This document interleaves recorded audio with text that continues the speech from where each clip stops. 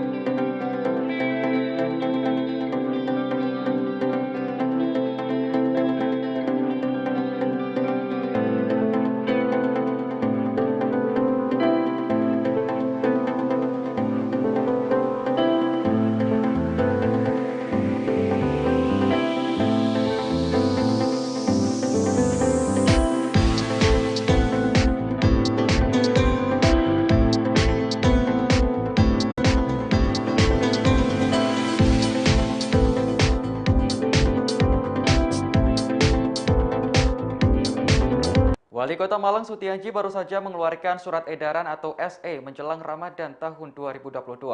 Di dalamnya mencakup pedoman pelaksanaan kegiatan selama bulan puasa dan Hari Raya Idul Fitri 1443 Hijriah.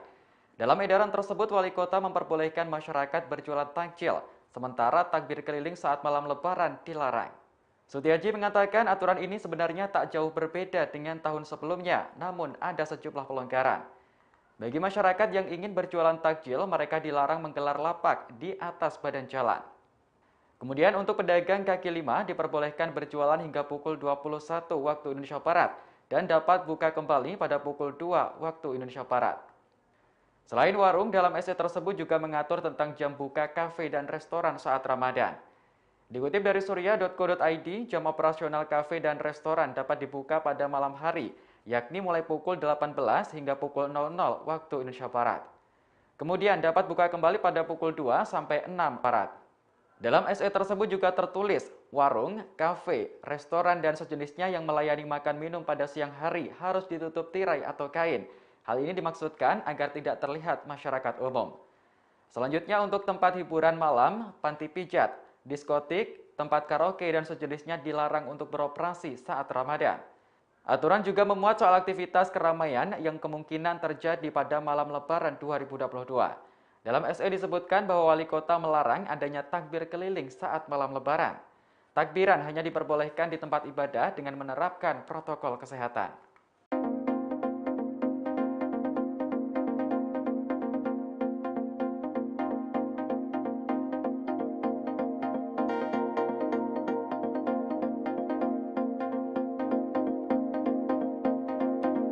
Menyambut bulan suci Ramadan 1443 Hijriah, pemerintah Arab Saudi mengeluarkan peraturan baru. Kementerian Urusan Islam, Dakwah, dan Penyuluhan Arab Saudi membatasi volume speaker masjid baik di dalam dan di luar ruangan. Dikutip dari tribunnews.com, Kementerian Urusan Islam, Dakwah, dan Penyuluhan Arab Saudi meminta kepada pengurus masjid dan para takmir untuk mematuhi peraturan baru. Pengaturan volume speaker hanya digunakan untuk azan dan iqamah. Sedangkan speaker dalam masjid tidak diperbolehkan menggunakan volume melebihi sepertiga dari batas maksimal. Tak hanya penggunaan speaker, namun kementerian juga membuat peraturan tentang buka bersama di masjid. Buka bersama boleh dilakukan jika sudah mendapat izin dari otoritas. Rupanya aturan tersebut bukanlah pertama kali diterapkan di Arab Saudi.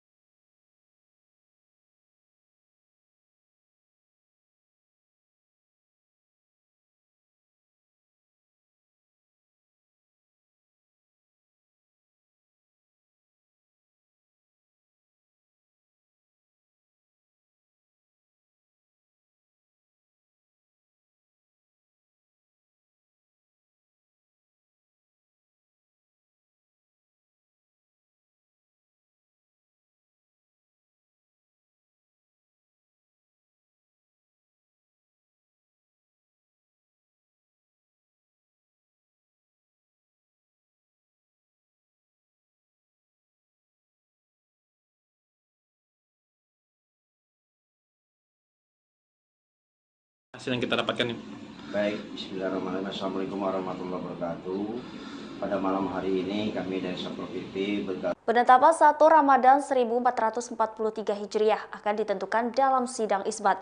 Kementerian Agama akan menggelar sidang isbat pada Jumat 1 April 2022 bertepatan dengan 29 Syakban 1443 Hijriah.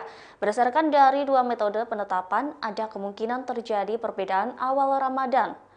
Dikutip dari tribunnews.com, sidang akan dimulai pada pukul 18 waktu Indonesia Barat dan diawali dengan seminar posisi hilal pada pukul 17 waktu Indonesia Barat.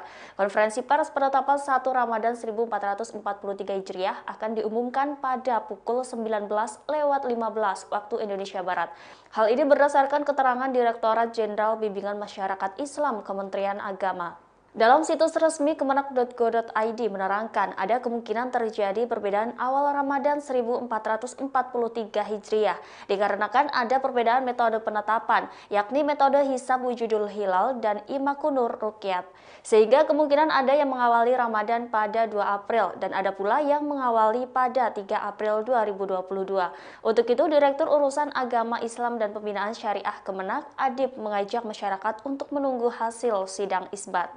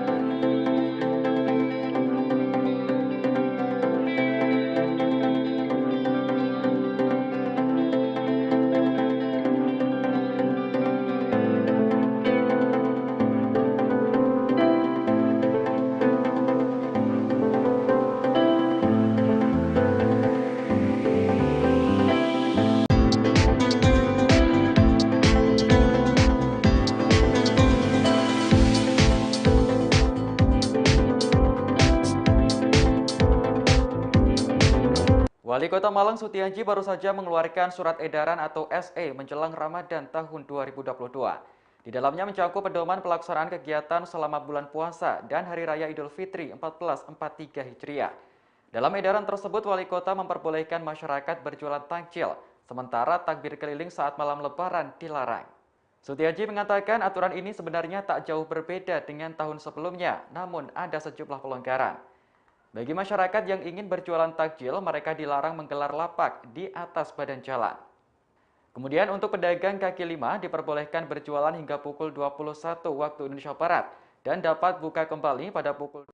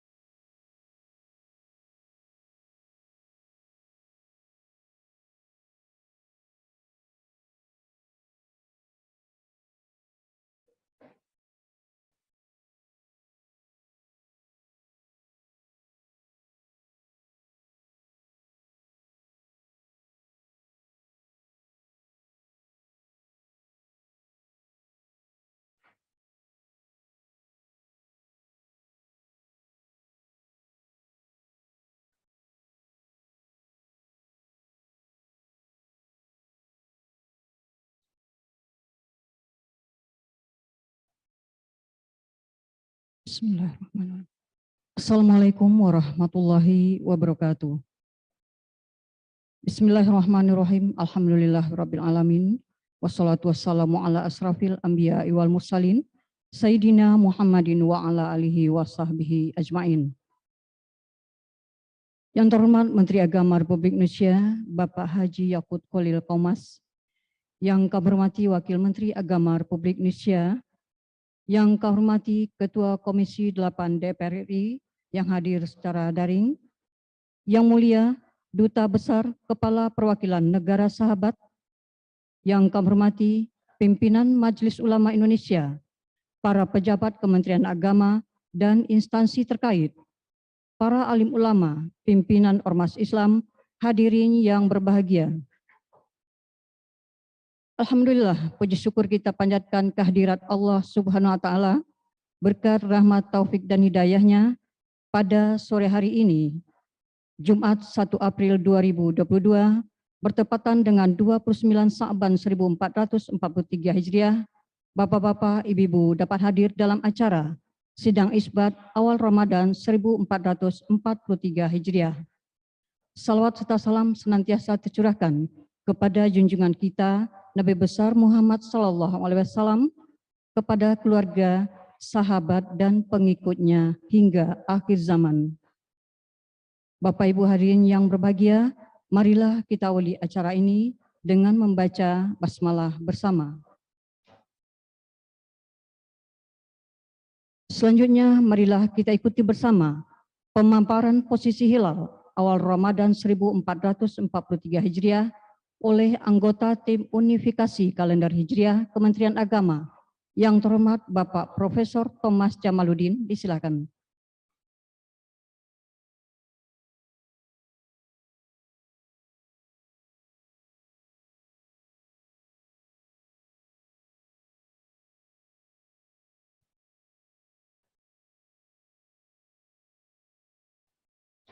Assalamualaikum warahmatullahi wabarakatuh. Alhamdulilladzi arsala rasulahu bil huda wa dinil haq lidzura ala dini kullih wa kafa billahi syahidah. Asyhadu an la ilaha illallah wahdahu la syarikalah wa asyhadu anna Muhammadan abduhu wa rasuluh. Allahumma shalli ala Muhammad wa ala ali Muhammad. Bapak Menteri yang kami hormati,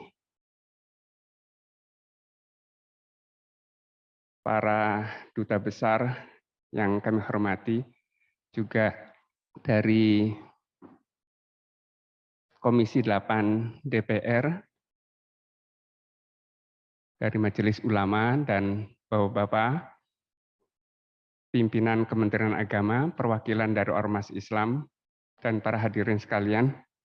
Insya Allah saya akan membicarakan terkait dengan kriteria baru Mabims ini menuju unifikasi kalender Hijriah.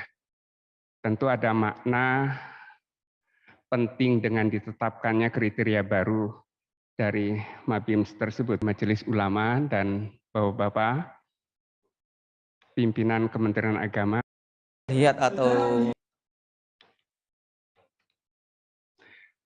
Kita melihat kondisi saat ini, bahwa masih ada dikotomi antara ru'yat dan hisab. Yang sesungguhnya ru'yat dan hisab itu seperti mata uang yang dua sisinya mempunyai nilai yang sama. Secara astronomi, ru'yat dan hisab itu setara. Dalam penentuan awal Ramadan, demikian juga nanti mengakhirinya untuk penentuan Idul Fitri dan Idul Adha.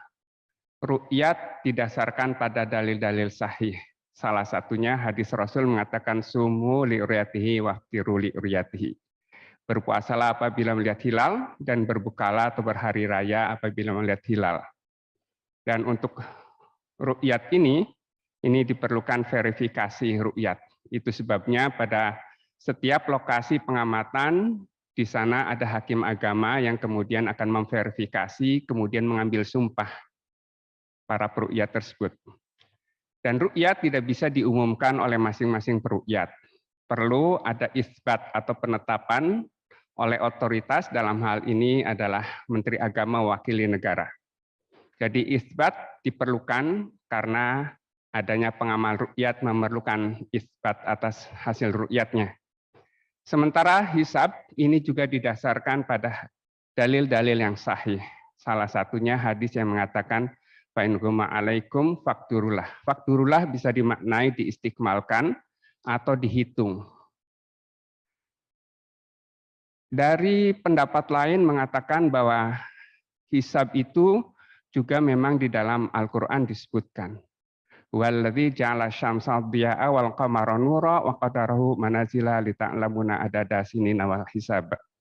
Dia yang menjadikan matahari sebagai pelita dan bulan sebagai nur, sebagai cahaya, dan menetapkan manzilah-manzilah atau fase-fase bulan. Dari bulan sabit, setengah lingkaran, purnama, balik lagi ke setengah lingkaran, dan akhirnya bulan sabit tua. Dan semua itu untuk penentuan tahun dan juga hisab atau perhitungan. Nah, hisab ini didasarkan pada formulasi yang diturunkan dari catatan jangka panjang ruqyat. Dan hisab itu memerlukan kriteria. Hitungannya sama, tinggi bulan sekian derajat, tetapi kalau kriterianya berbeda, maka keputusannya akan beda. Dan ini yang sering menjadi sebab terjadinya perbedaan. Bukan karena perbedaan hisab dan ruqyat, tetapi karena perbedaan kriteria. Kita mengalami 6 tahun tanpa perbedaan Ramadan, Syawal, dan Dzulhijjah. 2015 atau 1437 sampai 2021 tahun lalu atau 1442. Karena posisi bulan masih di bawah ufuk atau di atas 2 derajat. Tetapi tahun ini posisi bulan itu pada posisi di antara 2 kriteria. Dan dengan kriteria visibilitas hilal ini, maka kemudian bisa disusun kalender. Jadi kalender itu disusun atas dasar hisab, bukan atas dasar ruqyat. Nah, sekarang apa yang dimaksud dengan ru'yatul hilal? Rasul memang hanya memberi contoh dan memberikan perintah sumu li'ru'yati waftiru li'ru'yatihi, tanpa menjelaskan mengapa ru'yat yang hilal yang dipakai. Dalam Al-Qur'an disebut yas'alunaka 'anil ahilah qul hiya mawaqitul linnasi wal hajj. Mereka bertanya tentang hilal. Katakan hilal itu untuk penetapan waktu mawaqit dan untuk ibadah haji. Tetapi di dalam Al-Qur'an juga tidak dijelaskan mengapa hilal yang digunakan, bukan bulan sabit, bukan bulan purnama yang digunakan yang demikian jelas. Astronomi bisa menjelaskan bahwa hilal itu bulan sabit pertama yang teramati sudah maghrib itu pasti penanda awal bulan. Setelah siklus bulan mengitari bumi, maka pada akhir siklus tersebut ada bulan tua yang dalam Al-Qur'an disebut kal urjunil qadim. Setelah itu kemudian bulan mati dan baru hilal. Jadi perintah Rasul tersebut mempunyai alasan secara astronomi. Nah, tetapi ruqyat ini menghadapi suatu masalah. Ada problem besar dalam ruqyat. Jangan dikira ruqyat itu mudah. Melihat hilal tidak seperti melihat bulan sabit di menara masjid. Karena bulan sabit atau hilal yang masih dekat dengan matahari, bentuknya itu sangat tipis sekali. Ini kebetulan bulan sabit yang sudah agak tua, jauh dari matahari, bentuknya tebal. Selain itu, ada faktor gangguan dari cahaya syafaq atau cahaya senja. Bulan sabit atau hilal yang rendah itu akan mengalami gangguan dari cahaya syafaq tersebut. Itu sebabnya kemudian untuk visibilitas hilal atau imkan ru'yat perlu mensyaratkan tinggi tertentu supaya hilal yang tipis tersebut bisa mengalahkan cahaya syafaq. Dan perlu jarak tertentu dari matahari supaya hilal cukup tebalnya. Kalau hilal terlalu dekat dengan matahari, maka hilal tersebut sangat tipis dan sangat redup. Padahal posisinya yang rendah itu akan mengalami gangguan dari cahaya syafaq.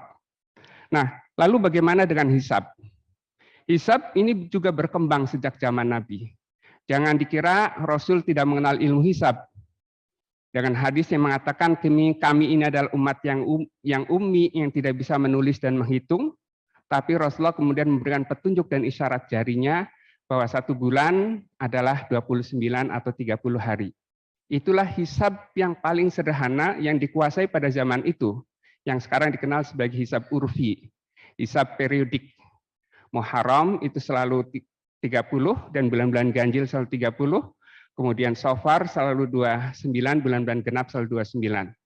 Dan nanti ada tahun kabisat dan penambahan 1 hari pada bulan Zulhijjah. Itu hisab urfi, dan hisab urfi adalah hisab pertama yang digunakan oleh Khalifah Umar ketika memperkenalkan kalender Hijriah. Kemudian ilmu hisab berkembang. Ada yang disebut sebagai hisab takribi, aproksimasi atau pendekatan. Ini hanya mendasarkan pada ijtima dan terbenamnya matahari. Ketika sebut saja ijtima pukul 12 siang, maghribnya pukul 18 maghrib, maka umur pada saat maghrib itu 6 jam. Maka ketinggian secara hisab takribi itu 6 dibagi 2, 3 derajat. Itu sederhana sekali. Tetapi ini hanya perkiraan, karena dengan 3 derajat menurut takribi, yang hakikinya mungkin hanya sekitar 2 derajat lebih. Kemudian yang sekarang berkembang adalah hisab hakiki, hisab dengan perhitungan formulasi yang akurat dari astronomi. Dan ini ada 2 macam. Ada hisab dengan kriteria yang sederhana, yang wujudul hilal. Ini sebenarnya dalam sejarah terkait dengan imkan ru'yat, ini sesungguhnya cara penghitungan yang paling sederhana. Saya sejak kuliah di astronomi, sampai sekitar 15 tahun menggunakan wujudul hilal, karena ini yang paling sederhana. Hanya dilihat dari saat matahari terbenam, pukul berapa, matahari bulan terbenam pukul berapa, ketika bulan terlambat terbenamnya dibanding matahari, itu dianggap sudah wujud. Sederhana sekali seperti itu. Nah, atau dengan kriteria imkan ru'yat, ini memang sedikit agak rumit, tetapi ini memang secara fisik menjelaskan ketampakan hilal di ufuk barat. Seperti tadi saya jelaskan, imkan ru'yat atau visibilitas hilal itu didasarkan pada jarak bulan dan matahari yang mengindikasikan ketebalan hilal, dan gangguan cahaya syafaqnya diindikasikan dengan ketinggian. Nah, sekarang mengapa perlu ada kriteria? Ru'yat memerlukan verifikasi untuk menghindari kemungkinan ru'yat yang keliru. Hilal itu tipis sekali dan redup. Kemungkinan keliru sangat besar. Ada cahaya dikiranya itu hilal, padahal belum tentu. Bisa jadi itu adalah cahaya planet Venus atau bintang kejora yang tertutup oleh awan tipis misalkan.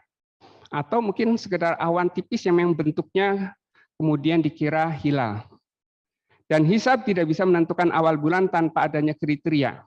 Saat ini semua ormas Islam sudah mempunyai ahli hisab.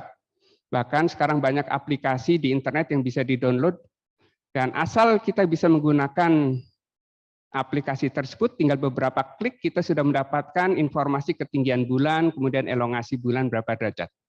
Tetapi dengan informasi tersebut, apakah kita sudah bisa menentukan masuk bulan atau belum? Tidak bisa kita menentukannya, kecuali kita tahu kriterianya. Dan dalam kondisi seperti saat ini, tinggi bulan di Indonesia itu sudah positif, tetapi kurang dari 2 derajat secara umum. Kemudian elongasinya hanya sekitar 3 derajat, bergantung pada kriterianya. Kalau menggunakan kriteria wujudul hilal, seperti dilakukan oleh Muhammadiyah, sudah bisa ditentukan itu sudah wujud, maka besok sudah masuk 1 Ramadan. Tapi kalau menggunakan kriteria imkan ru'yat yang lebih dari 2 derajat, atau sekarang lebih dari 3 derajat, dan elongasi lebih dari 6,4 derajat, tentu ini belum memenuhi kriteria. Jadi hisab tidak bisa menentukan masuknya awal bulan tanpa adanya kriteria. Dan kriteria ini menjadi dasar pembuatan kalender berbasis hisab, tetapi dapat digunakan untuk perakiraan ru'yat. Ini fungsi kalender saat ini, bukan hanya untuk menghitung kapan masuknya awal bulan, tetapi bagi para pengamal ru'yat ini juga bisa digunakan untuk memperakirakan apakah ru'yat dimungkinkan atau tidak. Nah, kriteria apa yang perlu diadopsi? Ini penting bagi pemerintah dan bagi para ormas Islam. Kriteria itu harus didasarkan pada dalil syar'i. Dalil yang umum digunakan sumu li'riyati waftiru li'riyati itu menunjukkan bahwa hisab yang digunakan dan kriteria yang jadikan dasar itu adalah pada saat maghrib, pada saat ru'yat. Dan dalam praktek kita mengenal awal bulan atau awal hari dimulai dari maghrib, karena didasarkan pada ru'yat yang biasanya dilakukan pada saat maghrib. Dan dalam budaya kita sudah mengenal itu. Hari ini, hari Jumat, mulai maghrib nanti disebut malam Sabtu. Itu adalah konsep Islam dalam mengawali hari yang dimulai dari maghrib. Dan juga mestinya kriteria didasarkan pada kajian-kajian astronomis. Bukan 1, 2, 3 pengamatan saja, tetapi sedapat mungkin itu pengamatan yang bersifat global dan jangka panjang. Kriteria harus mengupayakan adanya titik temu antara pengamal ru'yat dan pengamal hisab. Selama ini masing-masing hanya memperhatikan dalilnya sendiri-sendiri. Yang pengamal ru'yat mendalilkan sumul li'ru'yati waftiru li'ru'yatihi. Yang pengamal hisab dengan wujudul hilal menggunakan dalilnya sendiri. La syamsu yambagi laha anturkal qamara wa lailu sabiqun nahar. Tidak mungkin matahari itu mengejar bulan dan tidak mungkin malam mendahului siang. Jadi ketika matahari mendahului atau mengejar bulan, terbenam lebih dahulu, itu yang dimaknai sebagai wujudul hilal. Tanpa memperhatikan pengamal ru'yat menggunakan dalil apa, demikian juga pengamal ru'yat mungkin tidak memperhatikan dalil hisab yang digunakan oleh pengamal hisab. Saat ini masanya kita mencari kriteria yang bisa menjadi titik temu. Dan tentu harus kita sepakati bersama. Kriteria itu sifatnya ijtihadi, tidak ada yang qat'i benar. Jadi, ya sebagai hal yang ijtihadi, kita mestinya bisa mengkompromikan untuk mencari titik temu. Nah, sedikit mengulas terkait dengan wujudul hilal. Kriteria wujudul hilal ini disebut sederhana, karena hanya mendasarkan pada syarat minimal terjadinya ijtima dan bulan terbenam lebih lambat daripada matahari. Asumsinya, saat matahari terbenam, piringan atas bulan itu masih menyembul di atas ufuk. Walaupun tentu saja piringan atas ini tidak menunjukkan adanya hilal karena tidak mendapatkan cahaya. Yang mendapatkan cahaya adalah bagian yang menghadap ke arah matahari. Dan dalam posisi yang terlalu dekat dengan matahari, justru cahaya yang membentuk hilal itu tidak wujud. Kriteria wujud hilal, walau merujuk pada konsep ru'yat posisi hilal di atas ufuk pada waktu maghrib, tidak mempertimbangkan fisis hilal dan faktor gangguan cahaya syafaq. Itu ya sebabnya konsep wujudul hilal yang penting walaupun beda hanya 1 menit terbenamnya matahari dan bulan, itu sudah dianggap wujud, tetapi sesungguhnya hilalnya itu tidak wujud, cahayanya tidak tampak. Nah, kriteria wujudul hilal ini tidak mungkin diterima oleh pengamal ru'yat, karena hilal dekat ufuk tidak mungkin teramati atau terdeteksi dengan alat apapun. Nah, ini mestinya harus jadi pertimbangan, bahwa kriteria itu mestinya menjadi titik temu. Tetapi kalau kriteria hanya sepihak, ini yang akan menjadi masalah dan menjadi sumber perbedaan. Nah, bagaimana kriteria imkanur ru'yat atau visibilitas hilal? Kriteria terkait dengan visibilitas hilal, dalam perkembangan astronomi, data pengalaman ru'yat jangka panjang itu dimanfaatkan untuk membuat kriteria. Dan 2 parameter yang digunakan adalah parameter fisis hilal, yaitu kecerangan hilal. Ini biasanya yang digunakan adalah umur hilal, tebal hilal, jarak bulan dan matahari atau disebut sebagai elongasi. Sedangkan parameter gangguan cahaya syafaq tersebut yang biasa digunakan adalah ketinggian hilal atau beda tinggi hilal atau lag atau beda terbenam bulan dan matahari, atau juga bisa dilihat dari beda azimutnya. Nah, kriteria lama MABIMS ini digunakan sejak tahun awal 1990-an, berarti sudah hampir 30 tahun. Itu mensyaratkan tinggi minimal 2 derajat, elongasi 3 derajat, kemudian umur bulan itu 8 jam. Sejak sekitar 2014, ini sudah mulai dikritisi oleh anggota-anggota MABIMS, bahwa kriteria ini terlalu rendah secara astronomi. Tidak ada data ru'yat global yang menyatakan ketinggian sekitar 2 derajat bisa teramati karena cahaya syafaqnya masih cukup kuat. Elongasi 3 derajat juga terlalu dekat dengan matahari. Tidak mungkin itu terjadi pada saat hilal sangat tipis dan redup. Kemudian umur 8 jam ini juga terlalu muda. Data astronomi menyatakan umur termuda yang untuk bisa teramati itu sekitar 13 jam. Itu sebabnya kemudian pertemuan MABIMS itu mengusulkan untuk diubahnya kriteria yang lama atau yang sering disebut sebagai kriteria 238. Nah, kriteria apa yang mesti dibentuk? Tahun 2004 ada Fatwa Majelis Ulama nomor 2. Di dalamnya terkait dengan fatwa untuk penetapan Ramadan, awal Ramadan, Syawal, dan Zulhijjah. Di dalamnya disebutkan bahwa penentuan awal Ramadan, Syawal, dan Zulhijjah ditentukan dengan ru'yat dan hisab. Dan di fatwa tersebut difatwakan wajibnya umat Islam untuk mengikuti keputusan pemerintah. Di akhir fatwa ada rekomendasi agar Majelis Ulama Indonesia mengupayakan adanya kriteria penentuan awal Ramadan, Syawal, dan Zulhijjah untuk dijadikan pedoman oleh Menteri Agama dengan membahasnya bersama ormas-ormas Islam dan para ahli terkait. Saat ini sudah 18 tahun, belum ada hasil dari rekomendasi tersebut. Namun bukan berarti tidak ada upaya. Pada tahun 2015, ini menjelang Munas MUI di Surabaya, Kementerian Agama memfasilitasi pertemuan para pakar dalam halaqah penyatuan metode penetapan Al-Ramadan, Syawal, dan Zulhijjah. Dan pada halaqah tersebut kemudian diputuskan dibentuk tim pakar astronomi.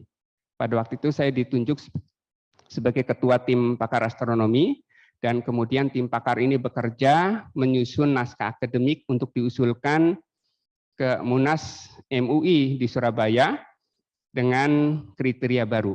Pada waktu itu diusulkan tinggi minimal 3 derajat, kemudian elongasi 6,4 derajat.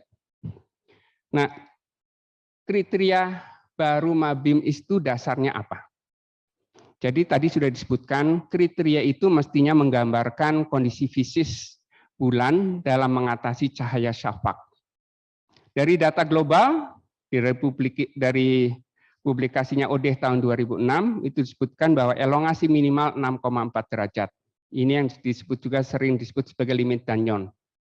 Nah, itu menunjukkan jarak paling dekat dengan matahari yang memungkinkan hilal bisa teramati. Artinya tidak terlalu tipis. Dan dari data analisis hisab selama 180 tahun untuk titik uji di Banda Aceh dan Pelabuhan Ratu, itu menunjukkan bahwa dengan elongasi 6,4 derajat, itu secara umum bulan setidaknya di Indonesia itu sudah di atas ufuk. Jadi angka 6,4 ini bukan angka yang tidak berarti tetapi mempunyai makna fisis. Kemudian ada yang bertanya mengapa angka desimal 0,4 tetap dipakai 6,4 tidak dibulatkan saja menjadi 6 atau 7 derajat. Nah, ini untuk menjaga originalitas karena ini merujuk dari makalahnya ODEH tahun 2006. Nah, kemudian bagaimana terkait dengan ketinggian? Alasan apa yang digunakan untuk mengusulkan ketinggian 3 derajat? Dari berbagai makalah pengamatan ru'yat secara global, antara lain dari makalahnya Ilyas tahun 1988 yang atas, kemudian dari makalahnya Caldwell dan Lani tahun 2001 yang bawah, itu menunjukkan tidak ada data ru'yat yang sahih yang tingginya di bawah 3 derajat. Itu sebabnya kemudian diusulkan tinggi minimal 3 derajat. Alasan fisiknya apa? Di bawah 3 derajat itu cahaya syafaq masih cukup kuat. Sehingga tidak mungkin hilal yang tipis itu bisa mengalahkan cahaya yang kuat tersebut. Jadi alasan 3 derajat itu didasarkan pada faktor gangguan cahaya syafaq, sedangkan elongasi 6,4 derajat didasarkan pada alasan fisis, itu adalah batas terdekat dengan matahari yang memungkinkan hilal bisa diamati. Jadi angka 3 dan juga 6,4 bukan ditentukan secara sembarang, tetapi ada alasan fisisnya. Nah, ini gambaran kriteria tersebut. Jadi di sekitar matahari itu digambarkan dalam bentuk sebut saja suatu setengah lingkaran, dengan diameter 6,4 derajat. Maksudnya apa? Pada lingkup 6,4 derajat, ini cahaya dari matahari itu masih cukup kuat, kemudian hilal pada jarak yang kurang dari 6,4 itu terlalu tipis dan terlalu redup, tidak mungkin bisa teramati. Sedangkan di kanan kiri dari titik matahari terbenam, ini ada batas 3 derajat. Nah, batas 3 derajat ini menunjukkan bahwa cahaya syafaq di situ masih cukup kuat, tidak memungkinkan dikalahkan oleh cahaya hilal yang masih sangat tipis. Nah, ada bukti, apakah buktinya ada untuk kriteria ini? Kebetulan ada. Pada saat Ramadan 1441 tahun 2020 yang lalu, ada kesaksian hilal. Ini pada gambar yang kanan bawah. Ini gambar dengan menggunakan teleskop dan menggunakan kamera. Itu hilal tipis sekali. Sudah diperbesar seperti itu pun hanya berupa goresan tipis. Bisa jadi bapak-bapak dan ibu-ibu yang mungkin melihat gambar itu barangkali tidak meyakini bahwa itu hilal. Itu hilal yang sesungguhnya cukup tinggi, tingginya sekitar 4 derajat. Elongasinya sekitar 6 derajat dan itu teramati di Madinah. Kita bayangkan kalau data-data sebelumnya orang mengaku tinggi hilal hanya 2 derajat lebih. Itu tidak mungkin tidak membentuk garis. Bagaimana meyakinkan itu hilal padahal cahaya syafaqnya masih cukup kuat. Jadi ini ada bukti ketika posisinya dekat dengan limit dari kriteria tersebut. Tingginya hanya sekitar 4 derajat, kemudian elongasinya sekitar 6 derajat. Dan ini teramati di Madinah. Nah, kemudian terkait dengan alat bantu dan juga kontras. Apakah dengan menggunakan teleskop kemudian kita bisa melihat hilal yang redup dan mengalahkan cahaya syafaq? Teleskop itu fungsinya untuk mengumpulkan cahaya. Ketika dihadapkan untuk melihat hilal, cahaya hilalnya memang diperkuat, tetapi cahaya syafaqnya pun diperkuat. Akhirnya hilal yang tipis tersebut tetap saja tidak bisa teramati dengan menggunakan teleskop. Perlu filter, tetapi filternya ini juga belum bisa ditemukan karena cahaya matahari dan cahaya syafaq itu sama-sama memancarkan pada panjang gelombang yang mirip antara kuning dan merah, sehingga belum ada filternya. Kalau bulan sabit siang hari, para astronom sudah bisa menggunakan filter inframerah untuk menyerap cahaya biru langit, tetapi meneruskan cahaya hilal yang tipis, sehingga pada saat ijtima tengah hari itu masih bisa dipotret dengan menggunakan filter inframerah tersebut. Nah, kemudian upaya apa yang sudah dilakukan? Tahun 2017, setelah tahun 2015 itu ada pertemuan 2016 ya, ada pertemuan teknis MABIMS. Tahun 2017 ada seminar internasional fikih falak. Di dalamnya diusulkan 3 hal. Pertama, kriteria menggunakan kriteria yang sudah disepakati di tingkat MABIMS, yaitu tinggi minimal 3 derajat, elongasi 6,4 derajat. Kemudian ditambah juga dengan otoritas dan juga batas tanggal. Nanti akan saya jelaskan bahwa untuk membentuk suatu sistem kalender yang mapan, itu diperlukan 3 syarat, yaitu harus ada kriteria tunggal, harus ada otoritas, dan juga harus ada batas tanggal untuk yang kalender bersifat global. Mengapa saat ini kalender Islam belum bisa terwujud? Karena 3 syarat itu belum bisa terpenuhi. Kriteria masih bermacam-macam, masing-masing ormas punya kriteria, kemudian otoritasnya pun ulil amrinya juga bermacam-macam. Masing-masing merasa sebagai otoritas, kemudian mengumumkan keputusan masing-masing. Nah, ini tahun 2019 juga ada pertemuan pakar falak MABIMS, ini juga menegaskan perlunya mengubah kriteria MABIMS yang lama, itu dengan kriteria yang baru. Dan lahirnya kriteria MABIMS yang ditandatangani oleh Pak Menteri dan 3 menteri yang lainnya, Brunei Darussalam, Malaysia, dan Singapura pada 8 Maret, itu pada 8 Desember 2021, itu sesungguhnya perjalanan panjang. Dimulai dari kajian-kajian tahun 2010, kemudian ada ormas yang sudah mengadopsinya tahun 2012, kemudian ada pertemuan MABIM 2015 dan seterusnya. Akhirnya kemudian disepakati untuk ditandatangani oleh para menteri pada 8 Desember yang lalu, dan Indonesia itu menyatakan berkomitmen untuk menerapkan kriteria ini sejak tahun 2022. Kalau Malaysia itu sudah mendeklarasikan per Agustus 2021 atau Muharram 1443 sudah mengadopsi kriteria ini. Kemudian Singapura juga kemudian mendeklarasikan menerapkan kriteria ini, sehingga Malaysia dan Singapura itu sudah mengumumkan di media massa bahwa awal Ramadannya 3 April dan nanti Idul Fitrinya tanggal 3 Mei. Itu dengan menggunakan kriteria baru. Dan ini yang ditandatangani oleh para menteri, salah satunya oleh Menteri Agama Indonesia, itu menyatakan menerima, mengesahkan bagi pelaksanaan kriteria Imkanur Ru'yat yang baru, yaitu tinggi 3 derajat dan elongasi 6,4 derajat. Kemudian pada bulan Februari, Dirjen Bimas Islam membuat edaran ke semua para pihak terkait dengan penerapan kriteria yang baru ini. Nah, bagaimana posisi hilal pada 1 April pada hari ini? Dari perhitungan astronomi, ternyata tinggi bulan itu hanya untuk wilayah Jakarta, itu hanya 1 derajat 42 menit, kurang dari 2 derajat. Ini kurang dari kriteria yang lama. Kriteria lama pun masih kurang. Jadi kalau digambarkan, posisi hilal itu ada di sebelah kiri, kira-kira di bawah gambar 6,4 itu ya. Jadi di sebelah kiri, tingginya hanya sekitar 2 derajat lebih, sekitar 2 derajat, kemudian elongasinya hanya sekitar 3 derajat. Jadi tidak mungkin hilal yang sangat tipis itu mengalahkan cahaya syafaq, apalagi terlalu dekat dengan matahari. Nah, inilah gambaran terkait dengan peta hilal 1443.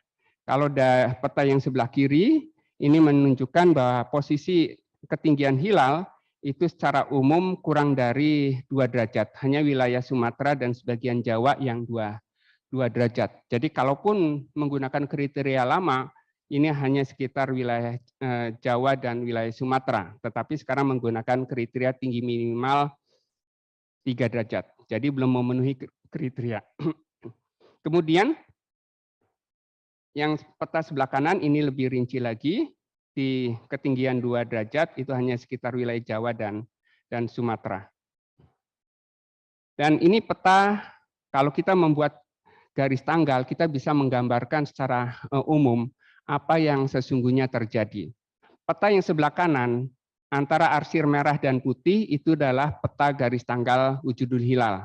Dari sini bisa difahami Muhammadiyah itu memutuskan bahwa Indonesia sudah memenuhi kriteria wujudul hilal pada saat maghrib nanti.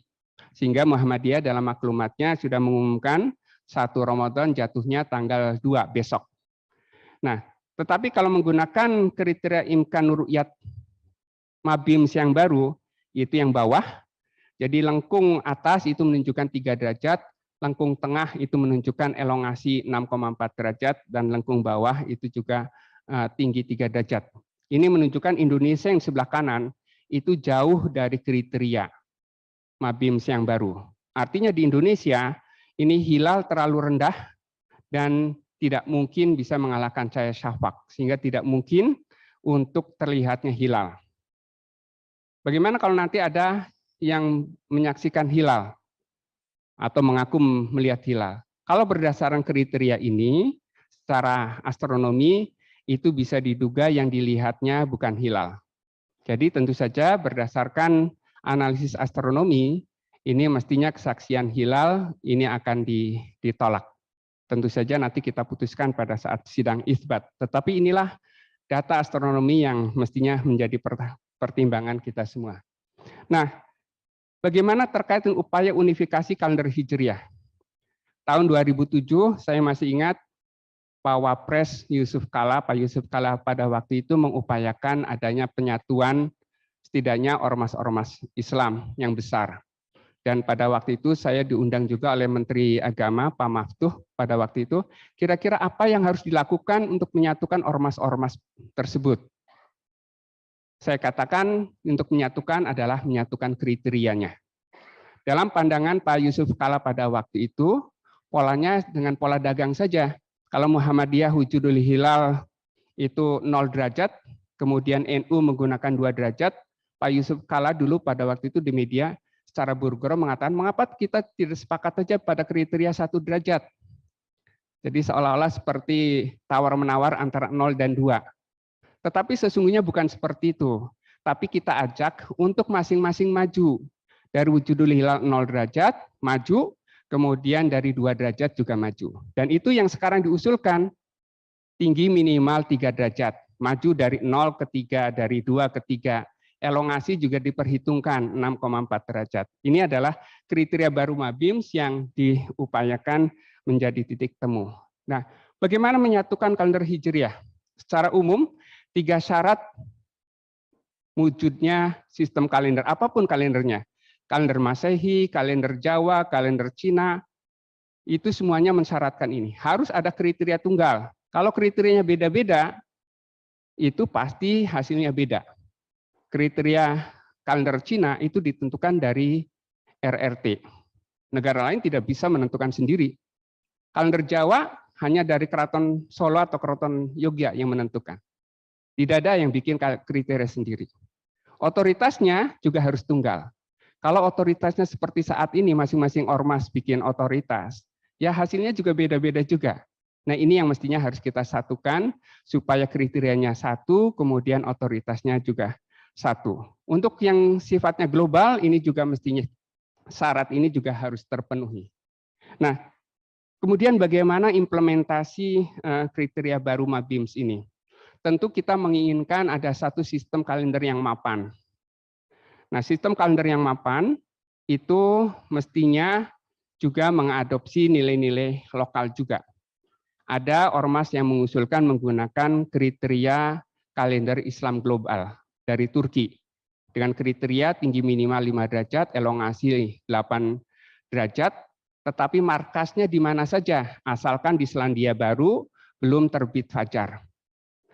Yang menjadi masalah ketika kriteria itu terpenuhi di wilayah benua Amerika, di wilayah Asia Tenggara, Indonesia, itu tinggi bulan mungkin masih negatif atau mungkin tingginya hanya 1 atau 2 derajat. Jadi ini tidak bisa diadopsi karena tidak mungkin diterima oleh pengamal ru'yat karena tidak bisa dikonfirmasi dengan hasil ru'yat. Nah, maka kemudian diusulkan dalam rekomendasi Jakarta itu menggunakan markas kawasan barat Asia Tenggara dengan elongasi 3 derajat, dengan elongasi 6,4 derajat dan tinggi 3 derajat. Jadi kriteria Jakarta itu sesungguhnya adalah cara mengkompromikan dari kalender Islam global ala Turki menjadi ala Asia Tenggara. Kira-kira seperti itu. Nah, kemudian bagaimana untuk pengamal, tadi diminta dari pengamal hisabnya, supaya jangan menggunakan kriteria ala Turki, tapi digunakan kriteria ala Asia Tenggara. Nah, untuk pengamal ru'yatnya ini juga diimbau supaya tidak mengistikmalkan ketika dalam kondisi hilal sudah memenuhi kriteria. Kasus yang lalu pada saat penentuan Rabiul Akhir 6 November yang lalu, ini menjadi pelajaran. Sudah memenuhi kriteria imkan ru'yat Mabims yang sebelah kiri tersebut, tetapi kemudian sekian titik pengamatan tidak berhasil karena kondisi cuaca. Maka kemudian Nahdlatul Ulama mengistikmalkan pada waktu itu. Nah ini mestinya ketika kita bersepakat pada sistem kalender yang mapan, ini mestinya tidak terjadi. Ada fatwa Majelis Ulama tahun 1981 yang menyatakan apabila para ahli hisab sudah menyatakan hilal itu bisa teramati, artinya memenuhi kriteria imkan ru'yat, walaupun hilal itu tidak teramati, maka bisa dijadikan penentu. Nah, hal ini nanti bisa kita jadikan kajian untuk penentuan awal Syawal, karena awal Syawal nanti ini ada hal yang krusial. Apakah awal Syawal Idul Fitri nanti kita bersiap berbeda antara tanggal 2 dan 3 Mei, atau kita bersepakat pada tanggal 2, bergantung pada komitmen kita bersama. Saya kira itu hal-hal penting yang bisa kita lakukan, bahwa implementasi rekomendasi Jakarta 2007 ini mestinya bisa membawa kesatuan dengan komitmen bersama antara pengamal ru'yat dan pengamal hisab, antara ormas-ormas yang mendasarkan pada ru'yat dan ormas-ormas yang mendasarkan pada ru'yat dan juga ormas-ormas mendasarkan pada hisab, pada komitmen bersama untuk bisa menyetujui kriteria yang sama, kemudian juga menyetujui otoritas yang sama. Saya kira demikian. Terima kasih. Assalamualaikum warahmatullahi wabarakatuh.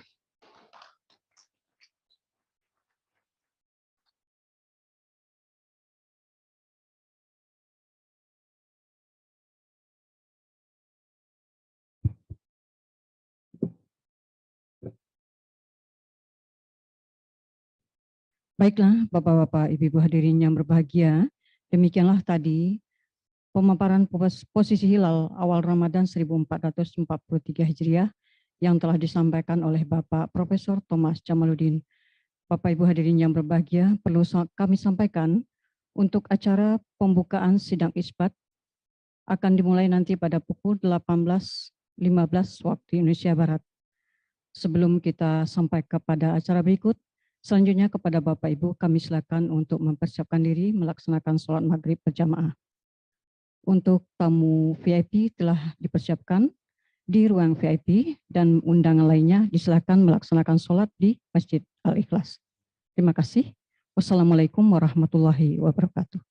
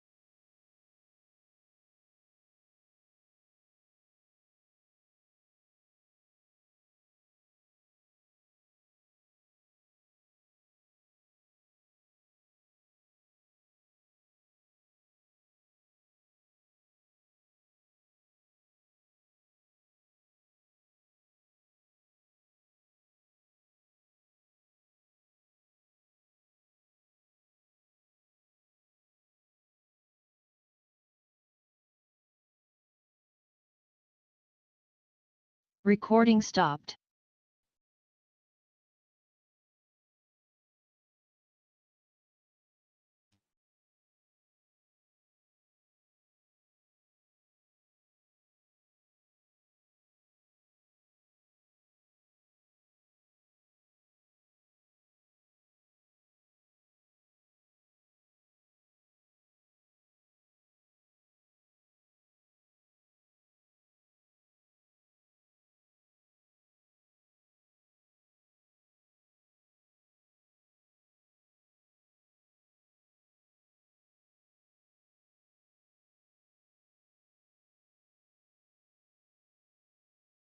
Penetapan 1 Ramadan 1443 Hijriah akan ditentukan dalam sidang isbat.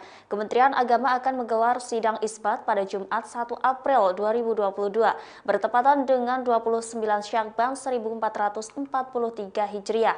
Berdasarkan dari dua metode penetapan, ada kemungkinan terjadi perbedaan awal Ramadan.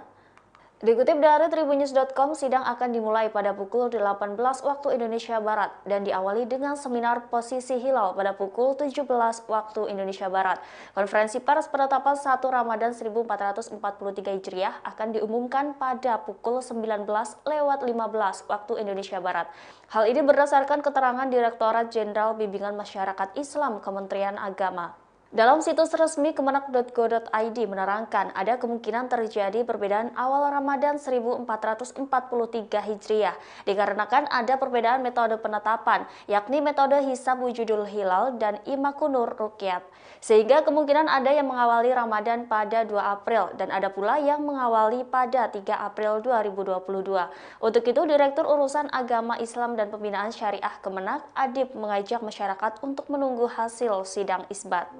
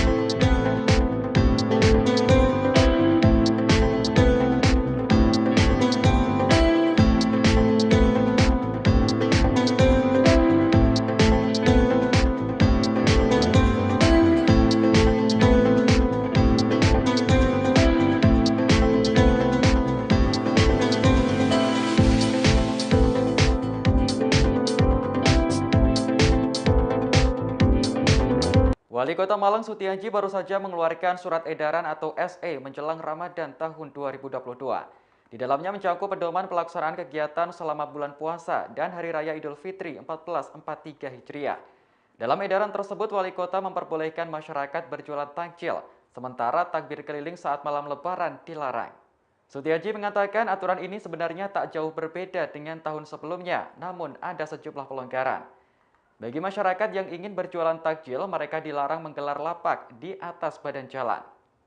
Kemudian untuk pedagang kaki lima diperbolehkan berjualan hingga pukul 21 waktu Indonesia Barat dan dapat buka kembali pada pukul 2 waktu Indonesia Barat. Selain warung, dalam SE tersebut juga mengatur tentang jam buka kafe dan restoran saat Ramadan. Dikutip dari surya.co.id, jam operasional kafe dan restoran dapat dibuka pada malam hari, yakni mulai pukul 18 hingga pukul 00 waktu Indonesia Barat. Kemudian dapat buka kembali pada pukul 2 sampai 6 waktu Indonesia Barat. Dalam SE tersebut juga tertulis, warung, kafe, restoran, dan sejenisnya yang melayani makan minum pada siang hari harus ditutup tirai atau kain. Hal ini dimaksudkan agar tidak terlihat masyarakat umum. Selanjutnya untuk tempat hiburan malam, panti pijat, diskotik, tempat karaoke, dan sejenisnya dilarang untuk beroperasi saat Ramadan. Aturan juga memuat soal aktivitas keramaian yang kemungkinan terjadi pada malam Lebaran 2022. Dalam SE disebutkan bahwa Wali Kota melarang adanya takbir keliling saat malam Lebaran. Takbiran hanya diperbolehkan di tempat ibadah dengan menerapkan protokol kesehatan.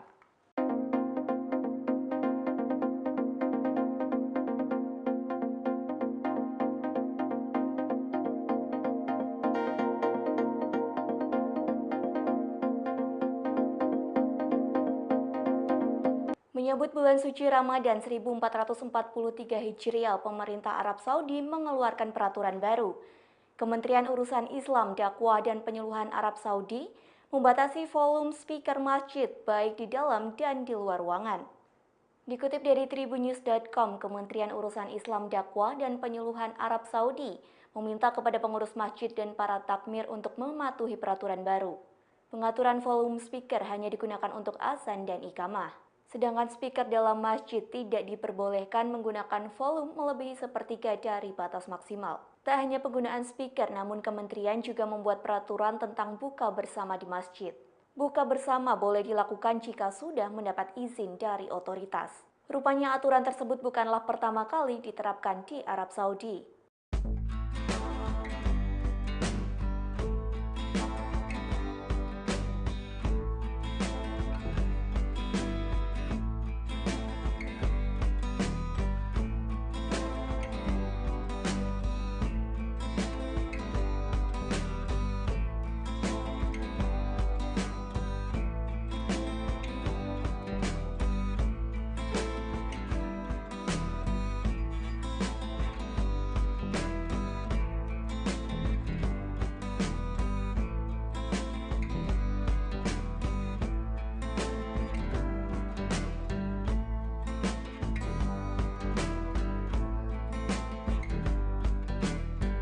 Majelis Ulama Indonesia Kota Bekasi tak ingin mematikan usaha para pedagang yang tengah mulai bangkit di bulan Ramadan mendatang. Untuk itu, pihaknya memperbolehkan warung makanan untuk tetap membuka usahanya dengan syarat harus menghormati masyarakat yang tengah menjalani ibadah puasa. Dikutip dari tribunbekasi.com, hal tersebut dikatakan oleh Sekretaris Umum MUI Kota Bekasi, Hasnul Khalid pada Senin 28 Maret 2022. Hasnul mengatakan ia memiliki pandangan tersendiri untuk memperbolehkan pengusaha makanan untuk tetap buka selama bulan Ramadan.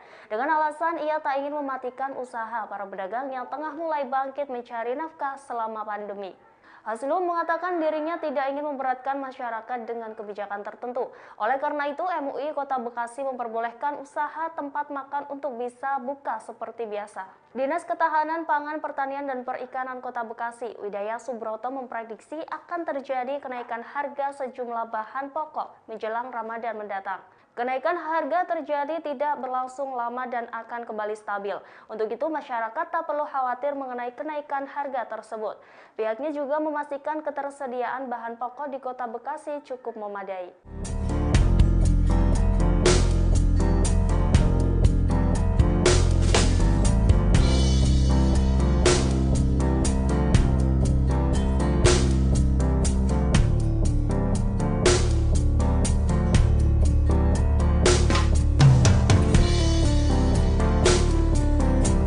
ratusan botol minuman keras atau miras dari berbagai merek dan bukan pasangan suami istri diamankan petugas Satpol PP, TNI, dan Polri di wilayah Batanghari. Miras tersebut disita dari suatu warung yang terletak di Kecamatan Pemayung. Sementara pasangan bukan suami istri ini digerebek petugas ketika sedang ngamar di warung esek-esek. Tim gabungan tersebut tengah menggelar razia penyakit masyarakat atau pekat menjelang Ramadan pada Selasa 29 Maret malam. Informasi lebih lengkapnya terkait hal ini akan disampaikan oleh rekan jurnalis kami dari Tribun Jambi, ada Musa Wira yang akan melaporkannya. Silakan rekan Musa. Ya, baik. Selamat sore rekan Firda dan selamat sore Tribuners. Memang dalam operasi pekat kali ini sebagai bentuk dari menjaga keamanan di wilayah Kabupaten Batanghari menjelang bulan Ramadan ini. Dan dari operasi ini tim dibagi dua, yang mana masing-masing tim menyisir ke daerah Kecamatan Pemayung. Mengingat di Batanghari ini ada 8 kecamatan. Untuk awal operasi ini dilakukan di Kecamatan Pemayung. Tim terdiri dari Satpol PP Batanghari, TNI, dan Polri.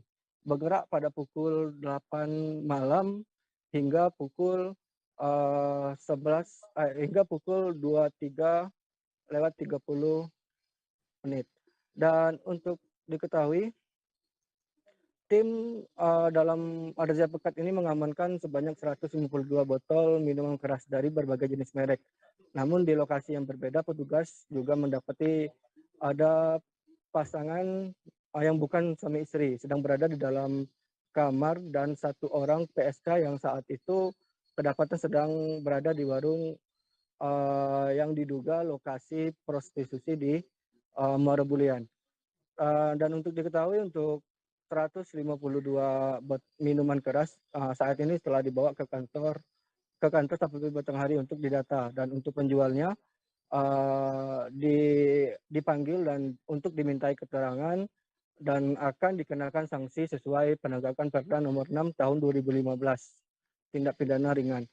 Dan untuk PSK dan bukan pasangan suami istri yang telah diamankan nantinya akan dilakukan BAP oleh PPNS Satpol PP Batanghari, dan untuk Satpol PP Batanghari sendiri akan melaporkan kejadian ini kepada pimpinan yang lebih tinggi.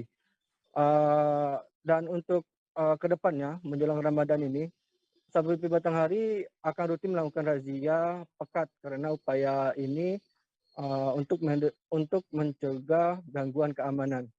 Karena dalam beberapa hari Satpol PP Batanghari melakukan pemetaan di wilayah Batanghari, memang masih ditemukan titik-titik yang masih diduga terkait penyakit masyarakat yang akan ditindaklanjuti dalam waktu dekat ini. Begitu rekan Firda. Baik, terima kasih rekan jurnalis dari Tribun Jambi, Musa Wira atas laporannya. Selamat bertugas kembali. Dan Tribuners, akan kami tampilkan wawancara yang tadi sudah diimpun oleh rekan Musa dari Adnan, Kepala Satpol PP Batanghari. Berikut liputannya untuk Anda. Apa aja hasil yang kita dapatkan? Baik, bismillahirrahmanirrahim. Assalamualaikum warahmatullahi wabarakatuh. Pada malam hari ini kami dari Satpol PP bergabungan razia pekat dari Satpol PP dan dari TNI Polri yang dimulai dari tadi jam 20.00 sampai dengan jam 23.30 tadi, bahwa di Kabupaten Batanghari dalam rangka menghadapi bulan suci Ramadan, kami telah melaksanakan operasi pekat dengan hasil sebanyak 152 botol kita amankan. Kemudian ada 2 orang PSK dan juga kita amankan. Kondisi sekarang dalam keadaan sehat mereka dan sedang di BAP oleh PPNS Satpol PP Kota Batanghari, dan mudah-mudahan nanti akan kami tindak lanjuti dan akan kami laporkan kepada pimpinan yang lebih tinggi. Demikian yang dapat kami sampaikan. Terima kasih. Assalamualaikum warahmatullahi wabarakatuh. Nah, untuk operasi pekat ini sendiri ini berapa hari akan kita gelar? Kita rencanakan sampai dengan menjelang bulan suci Ramadan ini akan tetap kita lakukan pengawasan ini, karena kami telah melaksanakan deteksi dini lebih kurang 7 hari ini. Ada beberapa titik yang masih kami duga ada terkait dengan penyakit-penyakit masyarakat ini yang harus kita tindak lanjuti, karena mudah-mudahan nanti dalam waktu dekat ini akan memasuki bulan suci Ramadan, kita akan menghormati umat muslim yang sedang menjalankan ibadah puasa. Bagi khusus untuk miras sendiri, Pak Kasat, apa sih sanksi yang diterima oleh penjual dan ini di mana diamankannya, Pak Kasat? Ini akan kita amankan di kantor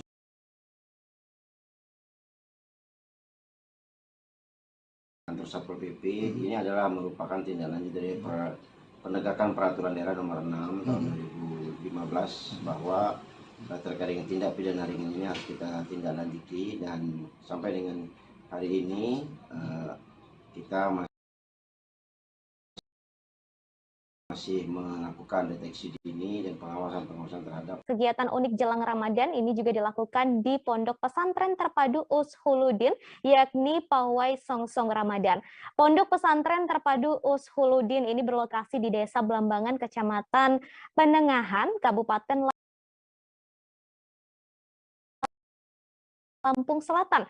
Ada banyak kegiatan di pawai ini, Tribuner, seperti aksi perkusi drum band, arak-arakan manusia menggunakan alat peraga, dan yang unik yaitu para santri menggunakan pakaian menyerupai hantu, Tribuners. Lalu seperti apa jalannya pawai Songsong Ramadan ini? Sudah ada Domi yang hendak menyampaikan. Domi, silakan. Halo rekan Ratu. Oke. Menjelang bulan suci Ramadan, banyak kegiatan masyarakat yang dilakukan. Salah satunya yang dilakukan oleh Pondok Pesantren Terpadu Pesantren Terpadu Ushuluddin yang berada di Desa Belambangan, Kecamatan Penangan, Kabupaten Lampung Selatan. Nah, para santri melakukan kegiatan pawai Songsong Ramadan.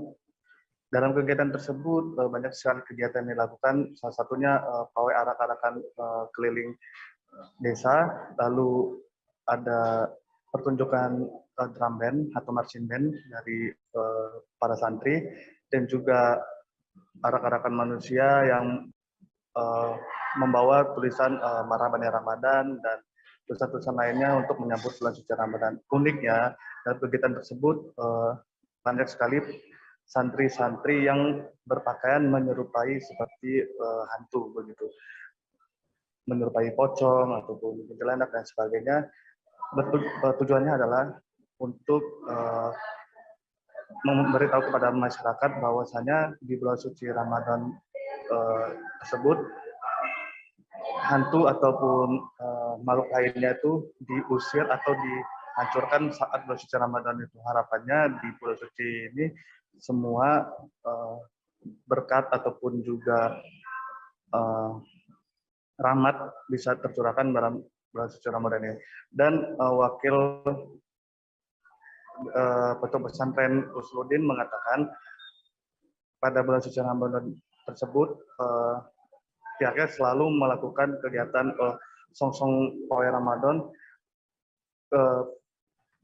Pawai Songsong Ramadan kemarin dilakukan dengan berjumlah 500 santri dengan mengelilingi desa Belambangan, desa keliling, dan juga desa-desa lainnya sekitar Pondok Pesantren. Kurang lebih pawai yang dilakukan berjarak atau menempuh jarak 2 km dari Pondok Pesantren itu. Dan harapan dari wakil Pondok Pesantren Terpadu Ushuluddin, Pak Irsyad, dalam bulan suci Ramadan kali ini semua amal ibadahnya, perbuatan yang dilakukan sebelum bulan suci Ramadan ini dapat diterima dan amalnya dapat diterima saat Ramadan nanti. Begitu, Ratu. Terima kasih Doni atas informasinya soal pawai Songsong Ramadan ya yang ada di Lampung Selatan. Tadi Domi juga sempat berbincang langsung dengan wakil pimpinan Pondok Pesantren Terpadu Ushuluddin bernama Irsyad. Berikut liputannya untuk Anda. Jadi alhamdulillah kita sudah melaksanakan Songsong Ramadan pawainya. Jadi pawai Songsong Ramadan dalam rangka menyambut bulan suci Ramadan. Berapa santri yang ikut? Alhamdulillah yang mengikuti ini kurang lebih 500 santri. Alhamdulillah ikut semua, termasuk para asatidahnya gitu. Alhamdulillah. Ini kok kenapa tadi kayak pakaiannya pakaian hantu? Ya itu menggambarkan ada yang berpakaian pocong, kemudian yang setan yang di belenggu itu menggambarkan kalau seandainya dalam bulan suci Ramadan itu semua setan itu dibelenggu oleh Allah Subhanahu wa taala. rute yang dilewatin. Oh iya, kemudian rute yang kita telah lewati Desa Blambangan, Desa Sekiling, Desa Raung kurang lebih 2 kilo. Harapannya menyambut Ramadan tahun ini. Mudah-mudahan harapan kita, mudah-mudahan dalam menyambut bulan Ramadan ini kita terus iman kita meningkat sehingga kita bisa melaksanakan puasa Ramadan ini dengan baik dan diterima oleh Allah Subhanahu wa taala pastinya. Kegiatan ini rutin atau gimana? Rutinitas insyaallah setiap tahun ya. Setiap tahun ya. Ya, setiap tahun Untuk tujuannya apa sih, Bang? Tujuannya untuk syiar Islam. Untuk syiar Islam, syiar pesantren dan sebagainya. Alhamdulillah kami di pesantren Suludin Lampung Selatan. Alhamdulillah. Mungkin bisa diucapkan dalam rangka menyambut Ramadan ini seperti apa? Ya.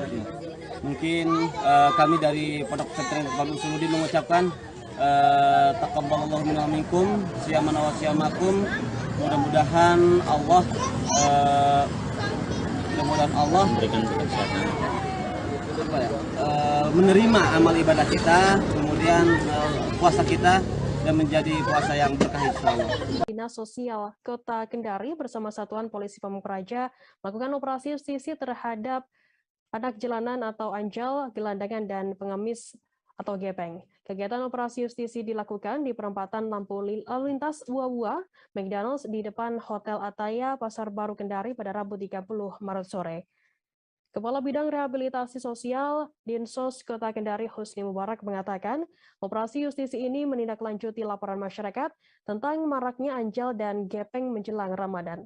Informasi lebih lengkapnya akan disampaikan oleh rekan jurnalis kami dari Tribun News Ultra, ada Amelda Devi yang akan melaporkan. Silakan rekan Amelda.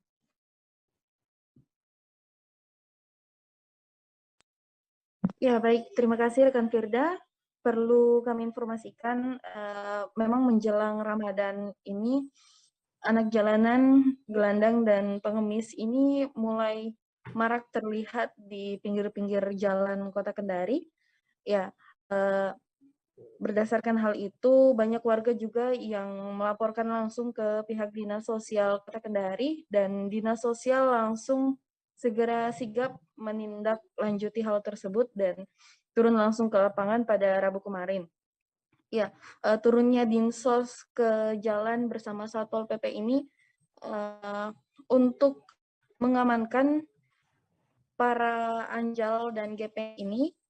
Lebih tepatnya pengaman dilakukan yaitu untuk mendata mereka.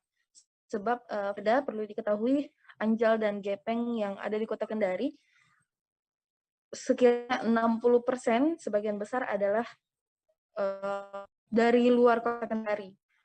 Ya, Kepala Bidang Rehabilitasi Sosial Husni Mubarak juga menyampaikan langsung jika dari hasil justisi kemarin sekiranya ada 16 orang yang di asesmen yang berhasil ditangkap.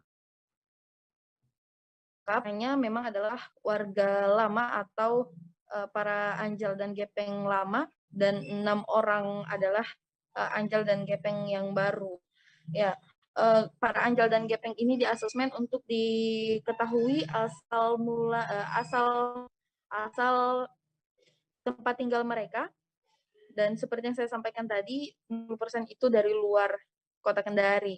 Itu ada dari Kabupaten Konawe, Kabupaten Konawe Selatan, bahkan ada juga dari Sulawesi Selatan, Nusa Tenggara Timur, hingga Pulau Jawa. Ya, untuk tindak lanjutnya dari penangkapan anjal dan gepeng ini, pihak Dinsos sendiri ingin mendata jika mereka adalah warga Kota Kendari, akan didata apakah mereka adalah penerima bantuan sosial dari Dinsos atau bukan. Jika mereka didapati adalah memang penerima bantuan, maka penerima bantuan itu akan dicabut agar mereka berhenti turun di jalanan. Kemudian ketika mereka didapati adalah bukan sebagai penerima bantuan, maka akan diarahkan dan difasilitasi untuk segera mengurus di Dinas Sosial. Sementara yang dari luar Kota Kendari, Dinas Sosial bersama pemerintah Kota Kendari juga akan berupaya memulangkan mereka ke kota asalnya.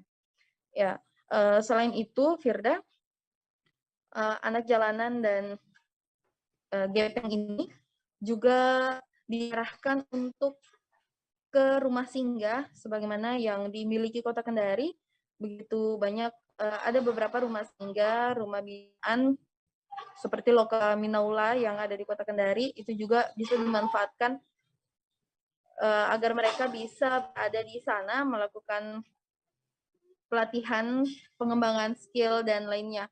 Namun yang perlu diketahui Firda, selama ini mereka lebih memilih turun ke jalan dibandingkan mengembangkan skillnya. Ya, Kepala Bidang Resos Dinsos Kota Kendari, Husni Mubarak menyampaikan sebelumnya mereka sempat memfasilitasi para anjal dan gepeng ini di Minaula di rumah-rumah singgah, namun hanya bertahan beberapa hari dan mereka lebih memilih turun ke jalan. Ya, hal ini Firda perlu diketahui karena masyarakat Kota Kendari juga yang lebih sering memberikan bantuannya di pinggir jalan. Nah, oleh sebab itu pemerintah Kota Kendari terus mengimbau agar warga Kota Kendari tidak memberikan bantuan baik itu uang maupun makanan di jalan maupun di lampu merah tempat mereka biasa nangkring di situ. Ya, inilah yang juga menjadi salah satu penyebab anjal dan gepeng terus ada di pinggir-pinggir jalan karena berharap dari pemberian warga Kota Kendari yang lewat. Ya, dengan demikian pemerintah Kota Kendari juga mengimbau agar warga Kota Kendari jika ingin memberikan bantuannya agar langsung menyampaikannya ke panti asuhan, rumah singgah atau rumah panti asuhan yang lebih layak dan lebih tepat, sehingga sebab pemberian di jalanan juga mengganggu arus lalu lintas, Firda. Selain mengganggu arus lalu lintas, juga mengganggu dari anak-anak jalanan itu sendiri. Ya, Sekretaris Daerah Kota Kendari juga Firda sempat menyampaikan di tahun sebelumnya sekiranya ada puluhan anjal dan gepeng didominasi anak-anak pang itu berasal dari luar Kota Kendari dan di tahun lalu sempat dipulangkan dan untuk di tahun ini terus dilakukan justisi atau operasi berdasarkan laporan warga juga. Dan perlu diketahui juga Firda bahwa anjal dan gepeng ini sering muncul di hari-hari tertentu, Firda. Misalnya di hari Jumat dan di hari-hari menjelang hari keagamaan seperti yang terjadi saat ini menjelang Ramadan.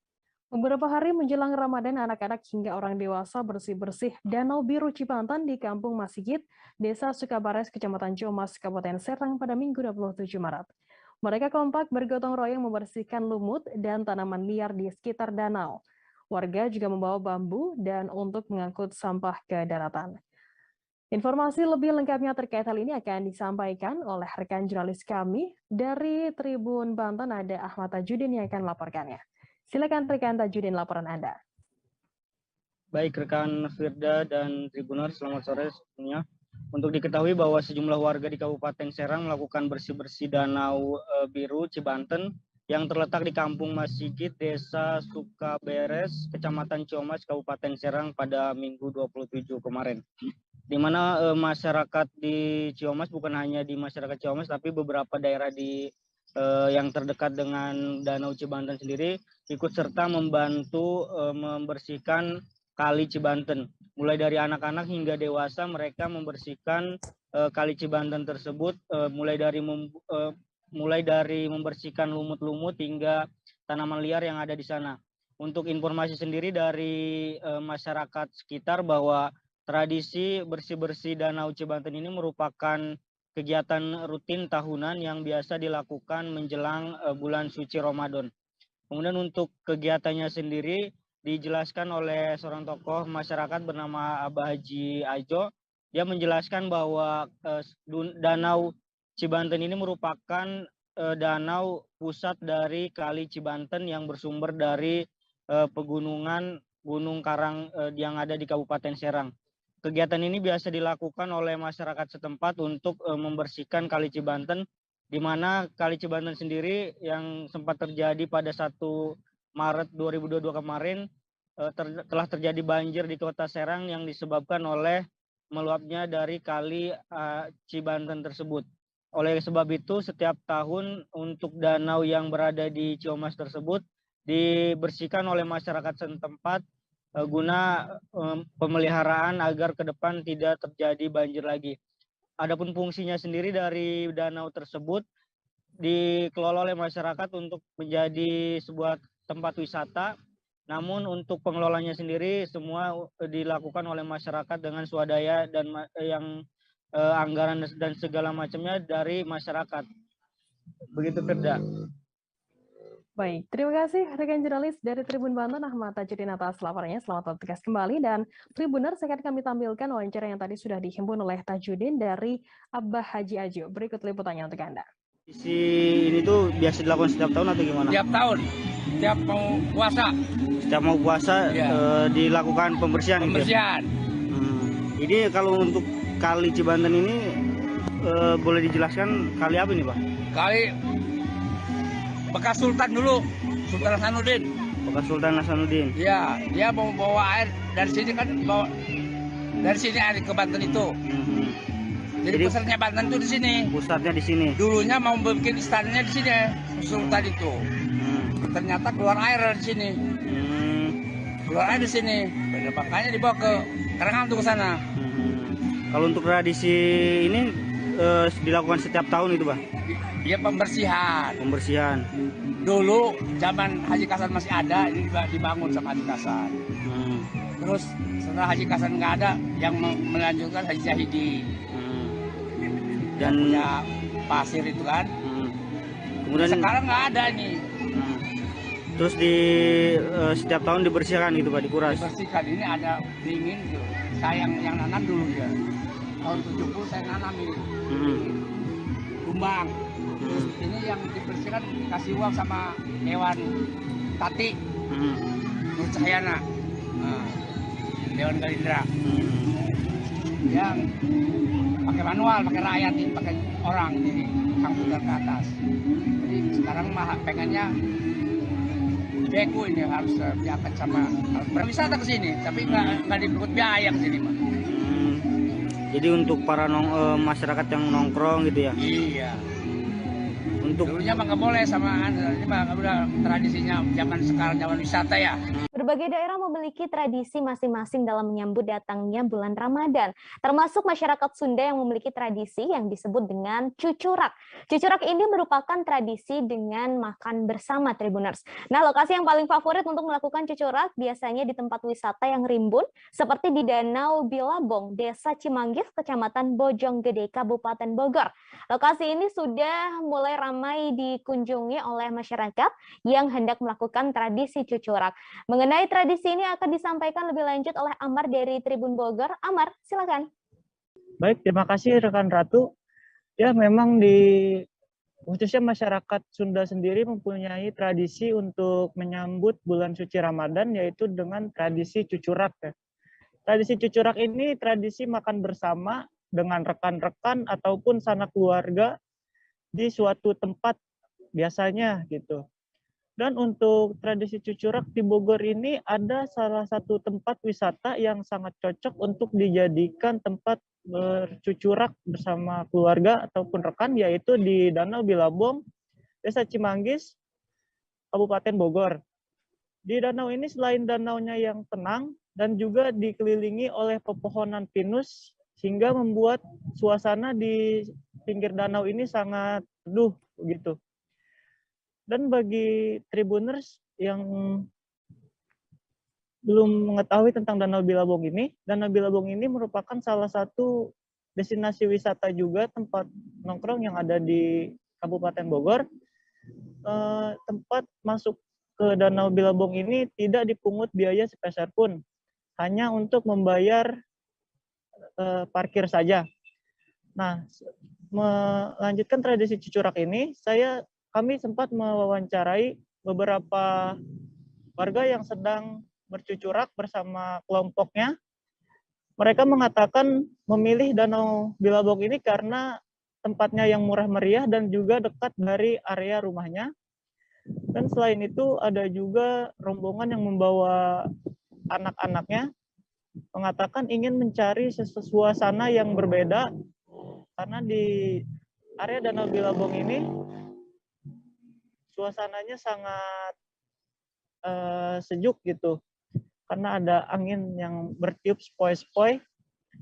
Dan untuk yang datang ke Danau Bilabong ini tidak hanya datang dari wilayah sekitar, tapi ada juga yang datang dari Ciawi, kemudian dari Cibinong, Parung, hingga dari Depok.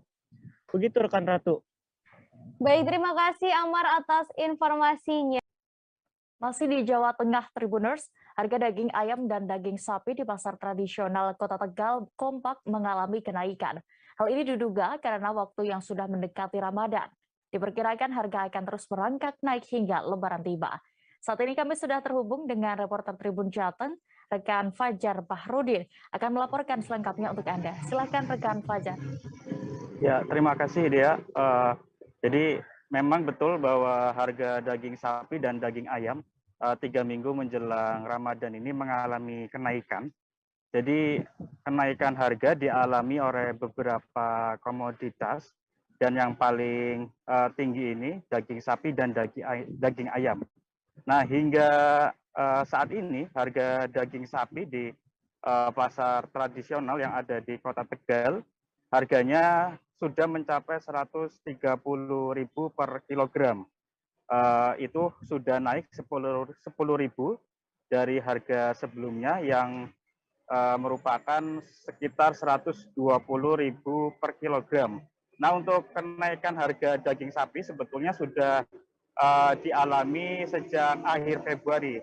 Jadi pada akhir Februari tahun 2022 ini harga daging sapi naik sekitar 5.000 dari 120 menjadi 125.000 per kilogram. Lalu 4 hari terakhir ini mengalami kenaikan lagi Rp5.000 menjadi Rp130.000 per kilogram.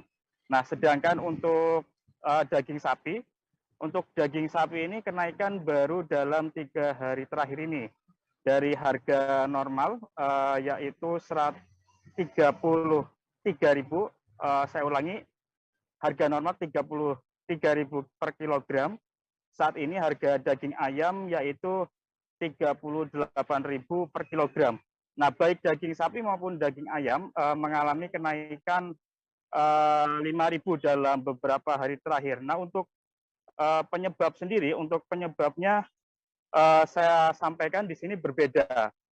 Jika daging sapi, informasi yang kami dapatkan dari pedagang di Pasar Pagi Kota Tegal, Ibu Wati, dia menyampaikan bahwa kenaikan harga daging sapi ini disebabkan karena pasokan daging sapi menurun atau semakin sedikit.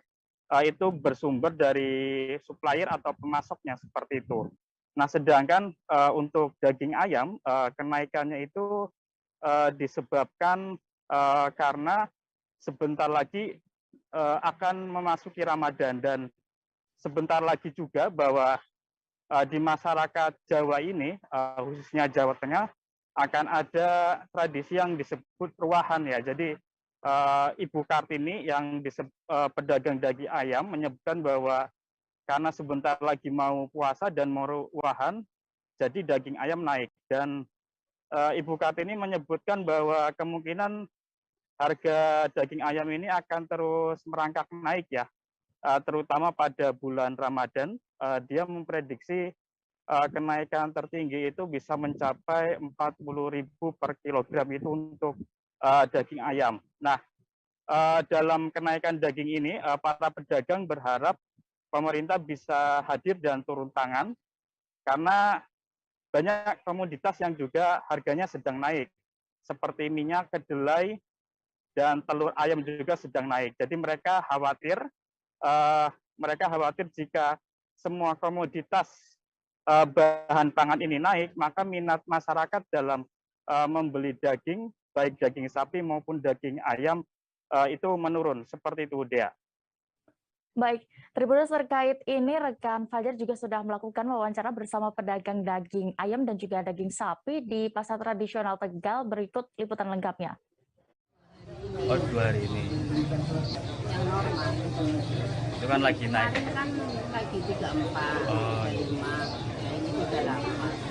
ini berarti Bulan Ramadan.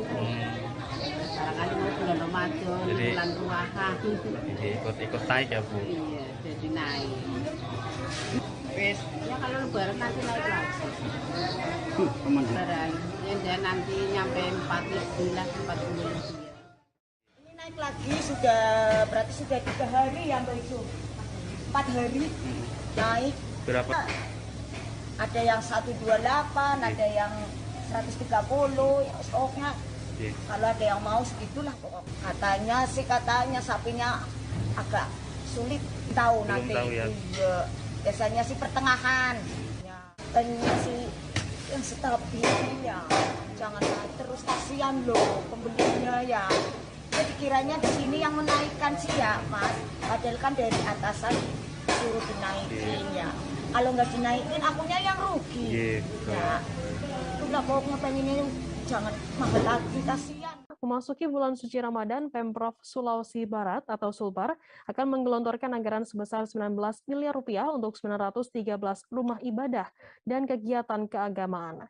Hal itu disampaikan oleh Kasubag Bina Mental Spiritual Biro Pemerintahan dan Kesra Setda Sulbar Makdum Ibrahim pada Rabu 23 Maret. Bantuan Pemprov ini merupakan rangkaian setelah Mamuju dan Majene terdampak gempa 6,2 magnitudo. Peruntukan bantuan rumah ibadah ini terdiri dari masjid, gereja, pura, wihara, dan aliran kepercayaan Papurondo di Mamasa. Informasi lebih lengkapnya akan disampaikan oleh rekan jurnalis kami dari Tribun Sulbar, ada Habludin Hambali yang akan melaporkannya. Silakan rekan Habludin, laporan Anda.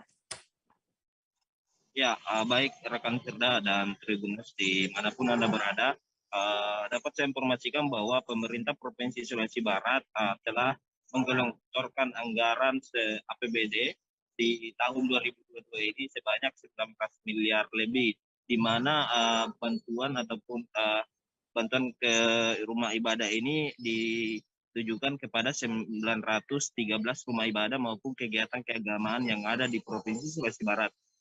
Terutama di 2 kabupaten ini, yaitu Kabupaten Mamuju dan Kabupaten Majene yang terdampak gempa 15 Januari 2021 lalu. Dan informasi yang kami dapatkan dari lapangan bahwa kegiatan-kegiatan yang diperuntukkan ini merupakan berbagai yang akan dibantuan ini diberikan, baik itu kegiatan keagamaan maupun proses rehab masjid, masjid, pura maupun gereja yang mengalami kerusakan pasca gempa 15 Januari 2021 lalu. Dan bahkan bukan hanya untuk di 2 kabupaten ini, tapi di 6 kabupaten yang ada di Provinsi Sulawesi Barat. Dan komitmen ini diberikan oleh Pemprov Sulawesi Barat mengingat banyaknya kegiatan ataupun kegiatan keagamaan yang ada di Provinsi Sulawesi Barat yang memberikan permohonan proposal kepada Pemprov Sulawesi Barat.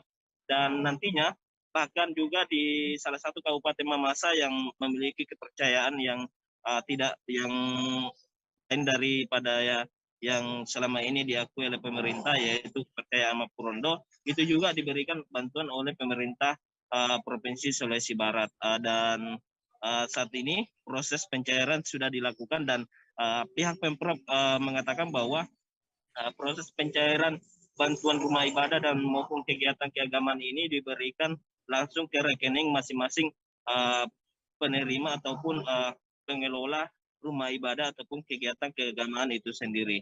Demikian Firda. Baik, terima kasih rekan jurnalis dari Tribun Sulbar Habludin Hambali atas laporannya. Kami akan tampilkan Tribuners wawancara yang tadi sudah dihimpun oleh Habludin, yakni dari Ibrahim Kasubag Bina Mental Spiritual Biro Pemerintahan dan Kesra Setda Sulbar. Berikut liputannya untuk Anda. Bahkan kami juga ada bantuannya, Unika juga kita bantu.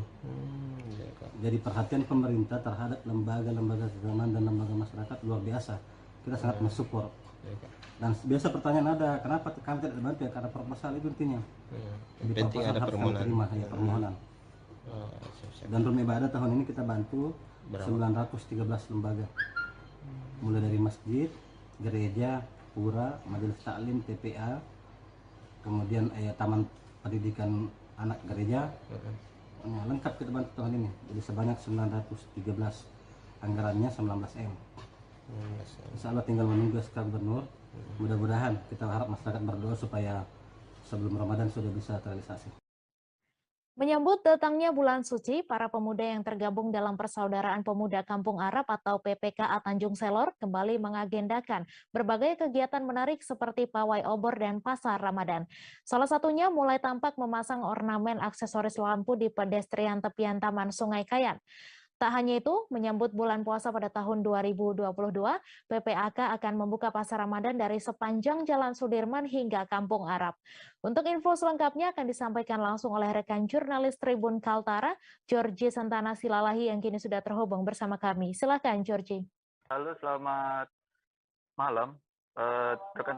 Rekan Tribuners, hari ini tadi saya baru melakukan kunjungan di persiapan pasar Ramadan di Kampung Arab, tepatnya di Jalan Sudirman, di mana Persaudaraan Pemuda Kampung Arab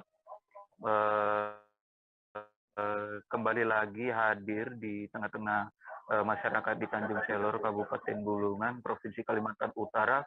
Adapun beberapa persiapan seperti menyiapkan ornamen-ornamen lampu hias di pedestrian tepian Sungai Kayan, kemudian beberapa meja yang akan digunakan sebagai tempat pasar Ramadan yang hari ini juga sedang dipersiapkan. Menurut pengakuan dari Hairil Anwar selaku Ketua Persaudaraan Pemuda Kampung Arab, bahwa sudah lama tidak adanya kegiatan pasar Ramadan yang ada di setapak ataupun sekitar jalan kolonial, maksud saya di Jalan Sudirman yang berdekatan Kampung Arab, karena efek pandemi COVID-19 sudah berjalan 3 tahun ini.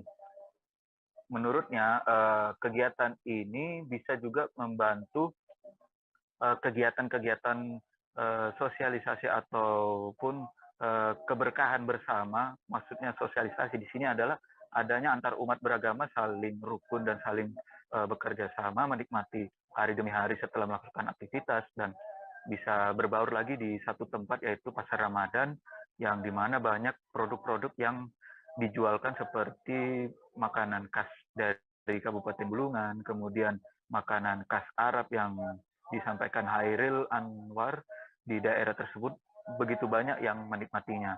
Adapun juga selain ornamen lampu hias yang akan mengintari di sekitaran Kampung Arab dari Jalan Sudirman hingga dermaga Pelabuhan Kayan 3, ada juga kegiatan bernama pawai obor yang rencananya dilaksanakan di tanggal 1, dan juga ada kegiatan berupa beduk sahur yang dilaksanakan nanti selama 1 bulan penuh di sekitaran Jalan Kampung Arab.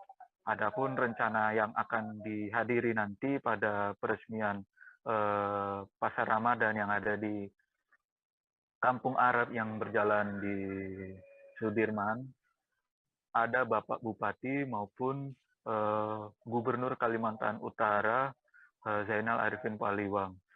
Meskipun sampai saat ini di Kabupaten Bulungan masih PPKM level 3, pihaknya yakin bersama masyarakat di Kampung Arab bisa kembali lagi adanya acara tahunan ini yang boleh dirasakan masyarakat yang ada di Kabupaten Bulungan. Kemudian dari pihak Disperindakob mengatakan pasar Ramadan yang sampai saat ini juga belum ada konfirmasi terbaru apakah akan dilaksanakan atau tidak, nantinya masih dikomunikasikan oleh pihak dinas terkait maupun UPT Pasar Induk Tanjung Selor, termasuk persiapan pasar Ramadan yang di Kampung Arab. Demikian yang bisa dapat saya sampaikan, kembali ke studio. Ya, terima kasih Georgie atas laporan Anda, dan Tribuners, wartawan kami juga telah menghimpun wawancara dengan Ketua Persaudaraan Pemuda Kampung Arab. Berikut tayangannya untuk Anda. Ceritakan Bang mengenai persiapan menyambut bulan suci Ramadan ini, ornamen-ornamen yang akan menghiasi Kampung Ramadan, Kampung Arab ada berapa nih Bang?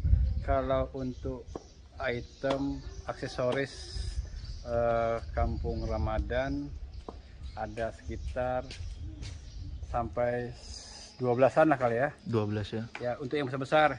Itu di luar yang kecil itu macam ketupat atau semacam itu sekitar ratusan, hampir 200 sampai 300-an. Dan ditambah lagi ya seperti ini, terus ada log Ramadan Karim, bintang, bulan bintang yang terus yang kita hiasi di malam hari itu ada bulan bintang, terus masih banyak lah yang berbau nuansa religi. Bedanya sedikit sih, artinya bedanya cuman kita menghiasi pohon sebanyak hampir 100 pohon yang ada di depan Kampung Arab yang di tepian Sungai Kayan, dari Pelabuhan Pesok sampai ke ujung Kampung Arab. Menjelang bulan suci Ramadan tahun ini, harga beberapa kebutuhan pokok di Kota Kendari mulai merangkak naik. Diketahui kenaikan harga kebutuhan pokok sudah terjadi sejak seminggu ini karena ketersediaan atau stoknya juga kian menipis menjelang Ramadan. Salah satunya di pasar tradisional di Kota Kendari, Sulawesi Tenggara yang menjadi pantauan harga kebutuhan pokok, yakni Pasar Sentral Kota Lama, Pasar Mandonga, dan Pasar Anduonoho. Untuk mengetahui informasi lebih detailnya terkait hal ini akan disampaikan oleh rekan jurnalis kami dari Tribun News Ultra, ada Ridwan Kadir yang akan melaporkannya. Silakan rekan Ridwan. Ya, terima kasih rekan Firda. Dapat saya sampaikan bahwa menjelang bulan suci Ramadan 2022 pada tahun ini, sejumlah kebutuhan pokok di Kota Kendari, Sulawesi Tenggara mulai merangkak naik. Kenaikan kebutuhan pokok tersebut sudah terjadi sejak seminggu ini, khususnya di Kota Kendari.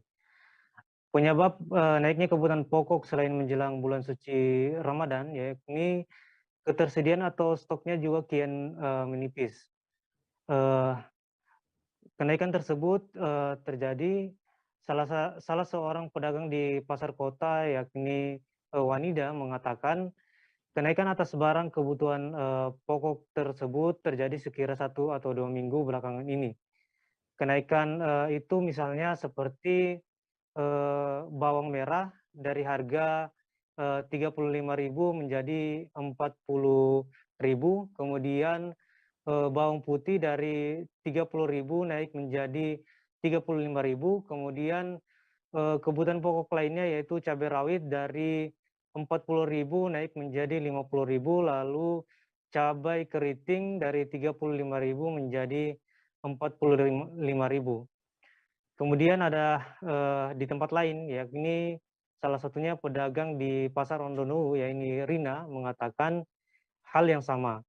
Seperti misalnya gula merah dari harga 18.000 menjadi 20.000, terigu dari 11.000 menjadi 14.000, kemudian gula pasir dari 15.000 naik menjadi naik 1.000, kemudian telur ayam juga naik dari 35.000 menjadi 40.000.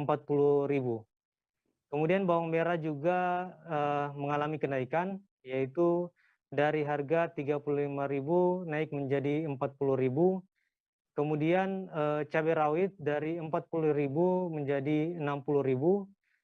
Kemudian cabai keriting dari harga 35.000 menjadi 60.000. Kemudian di tempat yang berbeda, yaitu di Pasar Korem, salah satu pedagang yaitu Putra mengatakan harga daging ayam pun turut berdampak saat menjelang bulan puasa kali ini. Katanya tiap tahunnya itu naik saat menjelang bulan puasa, dan seminggu sebelum Lebaran Idul Fitri naiknya paling hanya 2.000 saja dari harga sebelumnya. Lebih lanjut katanya, saat ini daging ayam dibanderol dengan harga 26.000, dan nanti dalam waktu dekat 1 atau 2 hari ke depan akan naik sekira 28.000. Putra juga mengatakan pada hari biasanya dirinya hanya menyediakan 1.500 hingga 200 ekor ayam per hari. Namun dalam waktu dekat ia akan menambah menjadi 1000 ekor ayam. Kembali ke rekan Firda. Baik, terima kasih rekan jurnalis dari Tribun News Ultra, Ridwan atas laporannya. Selamat bertugas kembali. Baik, yang pertama Tribuners ini sudah semakin dekat menuju bulan Ramadan ya, bulan yang penuh berkah tentunya. Nah, beragam tradisi-tradisi unik mulai dilakukan untuk menyambut bulan ini Tribuners. Satu di antaranya yang dilakukan oleh Pok Darwis Pantai Krakat dengan menggelar acara arong-arong jaran atau balapan kuda di pinggir pantai. Uniknya, joki kuda dalam acara ini masih berusia antara 10 hingga 14 tahun. Sebelum arong-arong atau balapan dimulai, terdapat ritual yang harus dilakukan terlebih dahulu.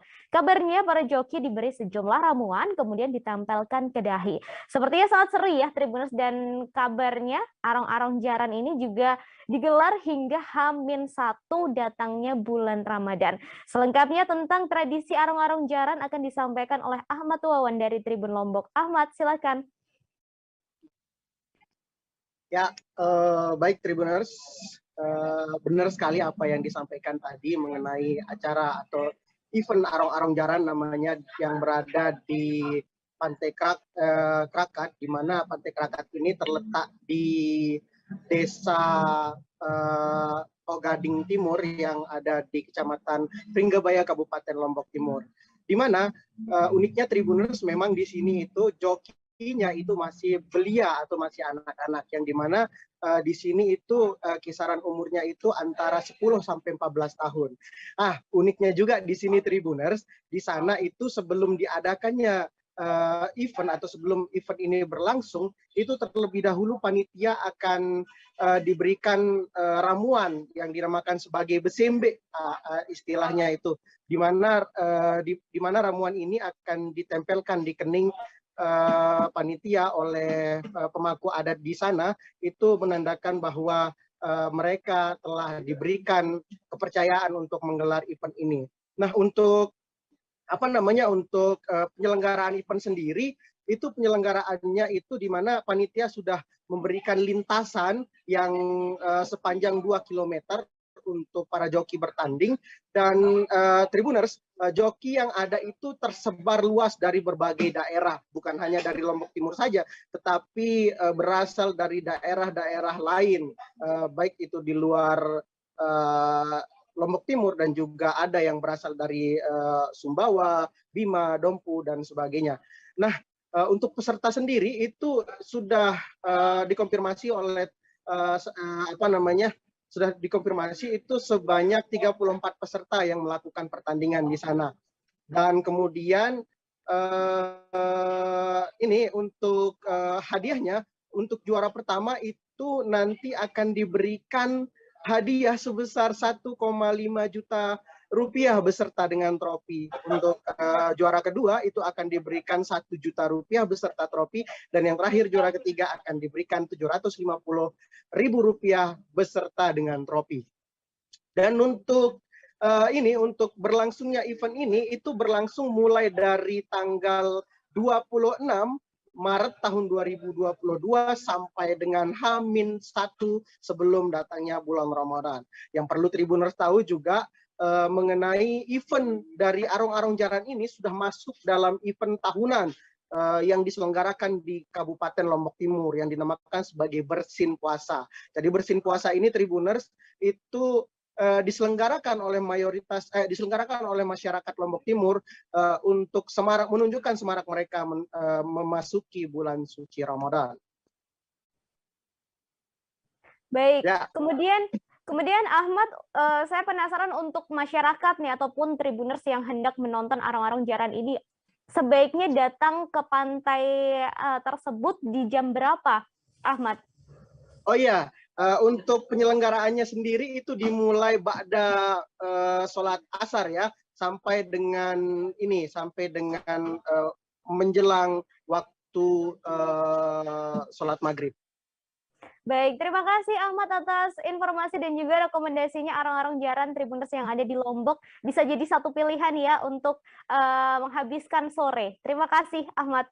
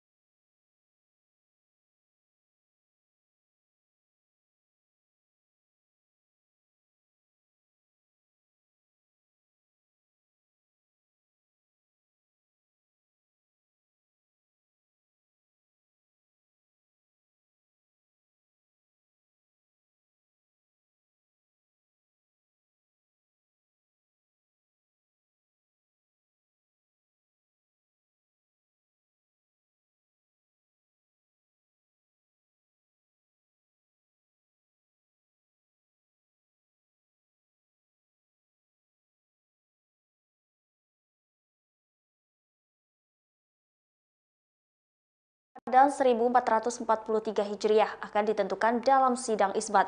Kementerian Agama akan menggelar sidang isbat pada Jumat 1 April 2022 bertepatan dengan 29 Syakban 1443 Hijriah. Berdasarkan dari dua metode penetapan, ada kemungkinan terjadi perbedaan awal Ramadan. Dikutip dari tribunnews.com, sidang akan dimulai pada pukul 18 waktu Indonesia Barat dan diawali dengan seminar posisi hilal pada pukul 17 waktu Indonesia Barat. Konferensi pers penetapan 1 Ramadan 1443 Hijriah akan diumumkan pada pukul 19:15 waktu Indonesia Barat.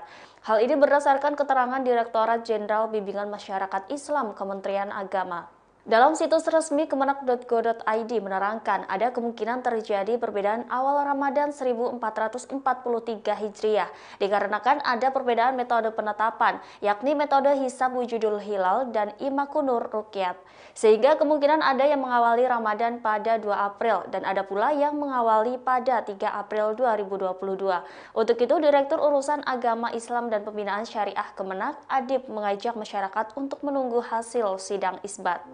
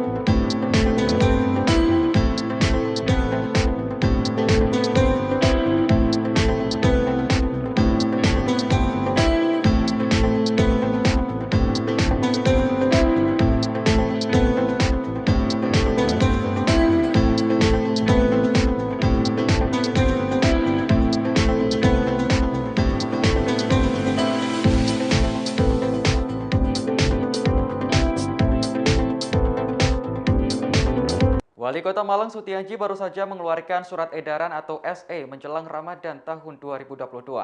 Di dalamnya mencakup pedoman pelaksanaan kegiatan selama bulan puasa dan Hari Raya Idul Fitri 1443 Hijriah. Dalam edaran tersebut, Wali Kota memperbolehkan masyarakat berjualan takjil, sementara takbir keliling saat malam Lebaran dilarang. Sutiaji mengatakan aturan ini sebenarnya tak jauh berbeda dengan tahun sebelumnya, namun ada sejumlah pelonggaran.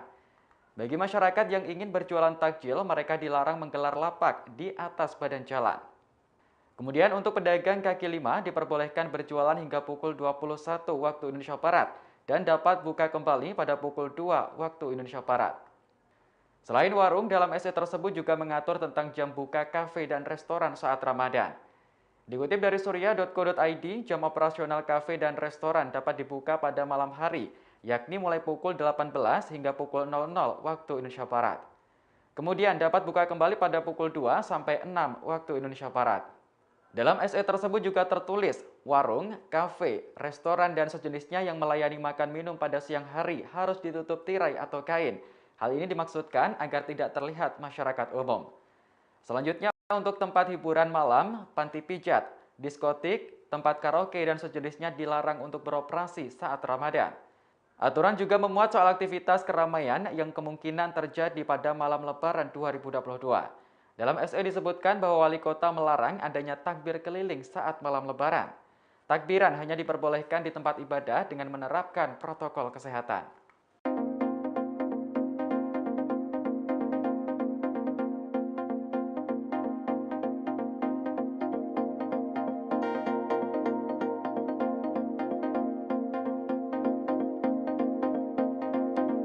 Menyambut bulan suci Ramadan 1443 Hijriah, pemerintah Arab Saudi mengeluarkan peraturan baru. Kementerian Urusan Islam, Dakwah, dan Penyuluhan Arab Saudi membatasi volume speaker masjid baik di dalam dan di luar ruangan. Dikutip dari tribunnews.com, Kementerian Urusan Islam Dakwah dan Penyuluhan Arab Saudi meminta kepada pengurus masjid dan para takmir untuk mematuhi peraturan baru. Pengaturan volume speaker hanya digunakan untuk azan dan iqamah. Sedangkan speaker dalam masjid tidak diperbolehkan menggunakan volume melebihi sepertiga dari batas maksimal. Tak hanya penggunaan speaker, namun kementerian juga membuat peraturan tentang buka bersama di masjid. Buka bersama boleh dilakukan jika sudah mendapat izin dari otoritas. Rupanya aturan tersebut bukanlah pertama kali diterapkan di Arab Saudi.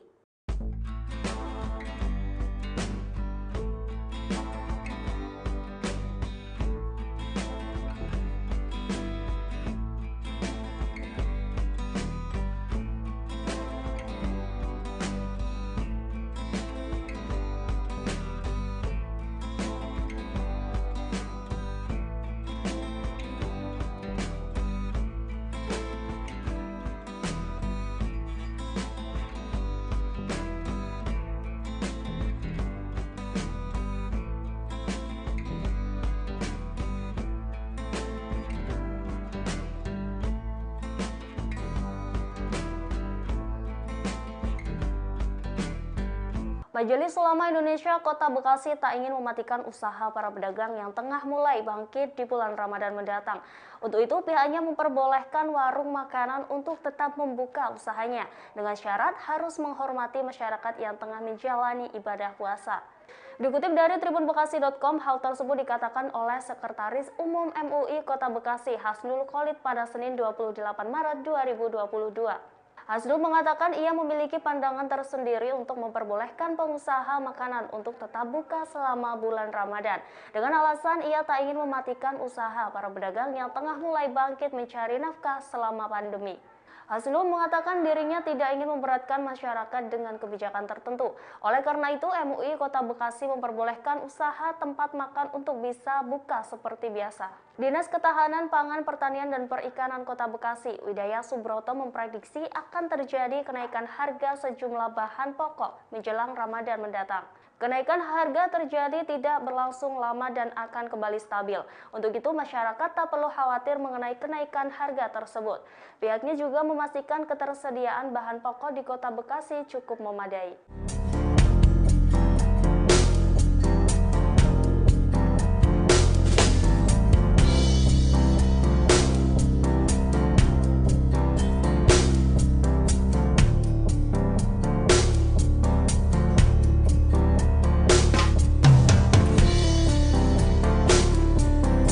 Ratusan botol minuman keras atau miras dari berbagai merek dan bukan pasangan suami istri diamankan petugas Satpol PP, TNI, dan Polri di wilayah Batanghari. Miras tersebut disita dari suatu warung yang terletak di Kecamatan Pemayung. Sementara pasangan bukan suami istri ini digerebek petugas ketika sedang ngamar di warung esek-esek. Tim gabungan tersebut tengah menggelar razia penyakit masyarakat atau pekat menjelang Ramadan pada Selasa 29 Maret malam. Informasi lebih lengkapnya terkait hal ini akan disampaikan oleh rekan jurnalis kami dari Tribun Jambi, ada Musa Wira yang akan melaporkannya. Silakan rekan Musa. Ya, baik. Selamat sore rekan Firda dan selamat sore Tribuners. Memang dalam operasi pekat kali ini sebagai bentuk dari menjaga keamanan di wilayah Kabupaten Batanghari menjelang bulan Ramadan ini. Dan dari operasi ini tim dibagi dua, yang mana masing-masing tim menyisir ke daerah Kecamatan Pemayung. Mengingat di Batanghari ini ada 8 kecamatan. Untuk awal operasi ini dilakukan di Kecamatan Pemayung. Tim terdiri dari Satpol PP Batanghari, TNI, dan Polri. Bergerak pada pukul 8 malam hingga pukul 23:30 menit. Dan untuk diketahui, tim dalam razia pekat ini mengamankan sebanyak 152 botol minuman keras dari berbagai jenis merek. Namun di lokasi yang berbeda, petugas juga mendapati ada pasangan yang bukan suami istri sedang berada di dalam kamar dan satu orang PSK yang saat itu kedapatan sedang berada di warung yang diduga lokasi prostitusi di Muara Bulian. Dan untuk diketahui untuk 152 minuman keras saat ini telah dibawa ke kantor Satpol PP Batanghari untuk didata, dan untuk penjualnya dipanggil dan untuk dimintai keterangan dan akan dikenakan sanksi sesuai penegakan Perda nomor 6 tahun 2015, tindak pidana ringan.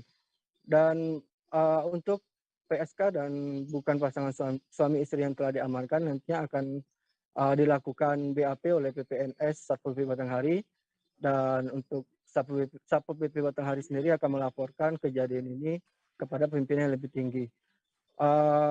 Dan untuk kedepannya menjelang Ramadan ini, Satpol PP Batanghari akan rutin melakukan razia pekat karena upaya ini untuk mencegah gangguan keamanan. Karena dalam beberapa hari Satpol PP Batanghari melakukan pemetaan di wilayah Batanghari memang masih ditemukan titik-titik yang masih diduga terkait penyakit masyarakat yang akan ditindaklanjuti dalam waktu dekat ini. Begitu rekan Firda. Baik, terima kasih rekan jurnalis dari Tribun Jambi, Musawira atas laporannya. Selamat bertugas kembali.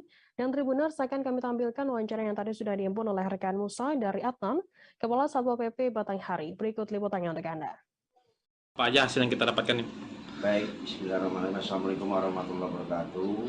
Pada malam hari ini kami dari Satpol PP bergabungan razia pekat dari Satpol PP dan dari TNI Polri yang dimulai dari tadi jam 20.00 sampai dengan jam 23.30 tadi, bahwa di Kabupaten Batanghari dalam rangka menghadapi bulan suci Ramadan, kami telah melaksanakan operasi pekat dengan hasil sebanyak 152 botol kita amankan. Kemudian ada 2 orang PSK dan juga kita amankan. Kondisi sekarang dalam keadaan sehat mereka dan sedang di BAP oleh PPNS Satpol PP Kota Batanghari, dan mudah-mudahan nanti akan kami tindak lanjuti dan akan kami laporkan kepada pimpinan yang lebih tinggi. Demikian yang dapat kami sampaikan. Terima kasih. Assalamualaikum warahmatullahi wabarakatuh. Nah, untuk operasi pekat ini sendiri ini berapa hari akan kita gelar? Kita rencanakan sampai dengan menjelang bulan suci Ramadan ini akan tetap kita lakukan pengawasan ini, karena kami telah melaksanakan deteksi dini lebih kurang 7 hari ini. Ada beberapa titik yang masih kami duga ada terkait dengan penyakit-penyakit masyarakat ini yang harus kita tindak lanjuti, karena mudah-mudahan nanti dalam waktu dekat ini akan memasuki bulan suci Ramadan, kita akan menghormati umat muslim yang sedang menjalankan ibadah puasa. Bagi khusus untuk miras sendiri, Pak Kasat, apa sih sanksi yang diterima oleh penjual dan ini di mana diamankannya, Pak Kasat? Ini akan kita amankan di kantor Satpol PP. Ini adalah merupakan tindak lanjut dari penegakan peraturan daerah nomor 6 tahun 2015 bahwa terkait dengan tindak pidana ringan ini harus kita tindak lanjuti, dan sampai dengan hari ini kita masih melakukan deteksi dini dan pengawasan terhadap. Kegiatan unik jelang Ramadan ini juga dilakukan di Pondok Pesantren Terpadu Ushuluddin, yakni Pawai Songsong Ramadan. Pondok Pesantren Terpadu Ushuluddin ini berlokasi di Desa Belambangan, Kecamatan Penengahan, Kabupaten Lampung Selatan. Ada banyak kegiatan di Pawai ini, Tribuner, seperti aksi perkusi drum band, arak-arakan manusia menggunakan alat peraga, dan yang unik yaitu para santri menggunakan pakaian menyerupai hantu, Tribuners. Lalu seperti apa jalannya Pawai Songsong Ramadan ini? Sudah ada Domi yang hendak menyampaikan. Domi, silakan. Halo rekan Ratu. Oke. Menjelang bulan suci Ramadan, banyak kegiatan masyarakat yang dilakukan. Salah satunya yang dilakukan oleh Pondok Pesantren Terpadu Pesantren Terpadu Ushuluddin yang berada di Desa Belambangan, Kecamatan Penangan, Kabupaten Selatan. Nah, para santri melakukan kegiatan Pawai Songsong Ramadan. Dalam kegiatan tersebut banyak sekali kegiatan yang dilakukan. Salah satunya pawai arak-arakan keliling desa, lalu ada pertunjukan drum band atau marching band dari para santri, dan juga arak-arakan manusia yang membawa tulisan Marhaban ya Ramadan dan tulisan-tulisan lainnya untuk menyambut bulan suci Ramadan. Uniknya dalam kegiatan tersebut banyak sekali santri-santri yang berpakaian menyerupai seperti hantu begitu, menyerupai pocong ataupun kuntilanak dan sebagainya. Tujuannya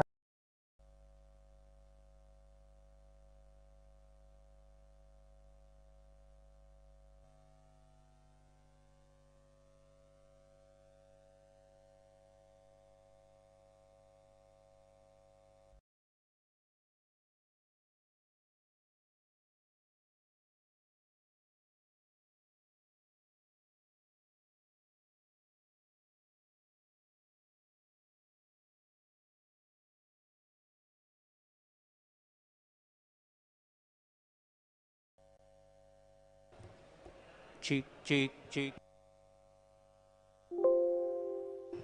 Cik cik. Cik cik.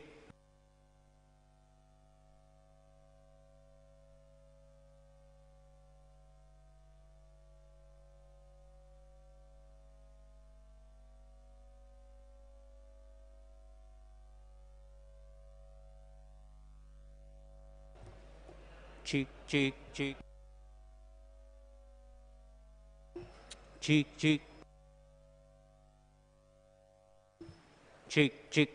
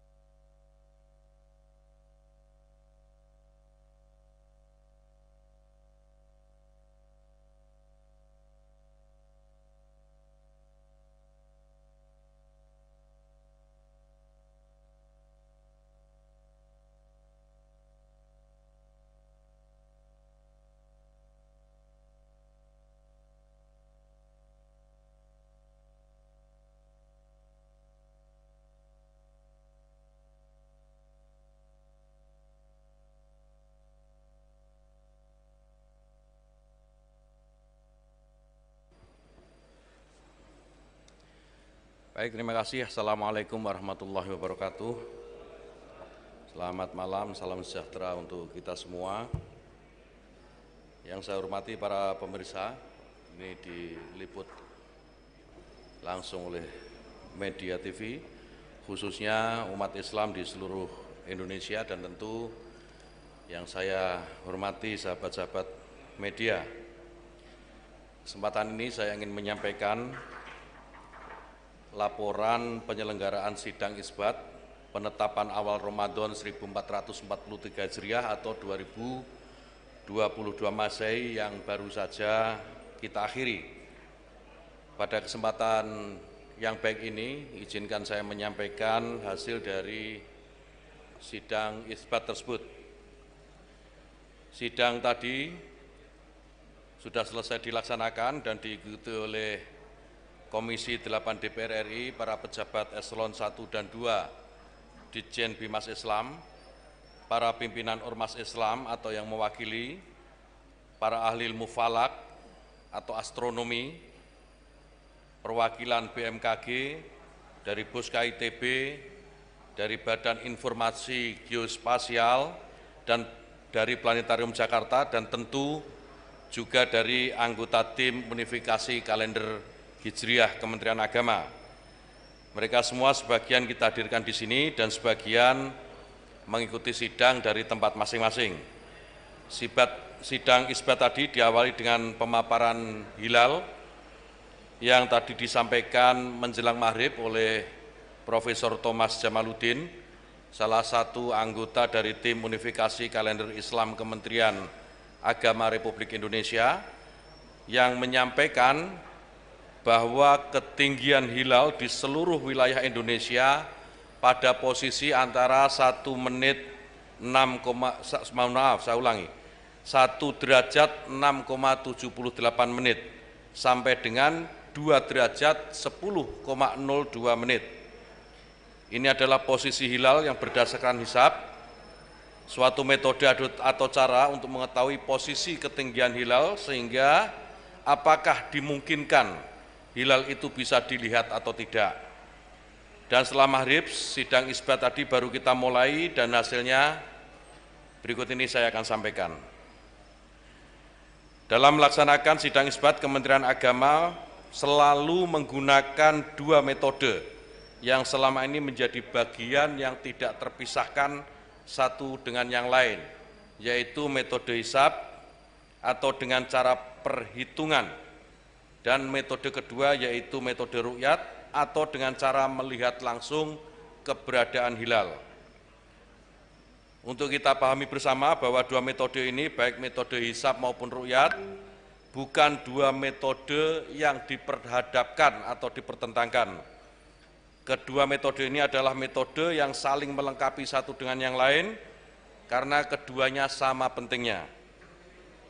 Karena itu, seorang peru'yat tentu harus menguasai hisab, karena tanpa hisab dia tidak bisa meru'yat dengan baik.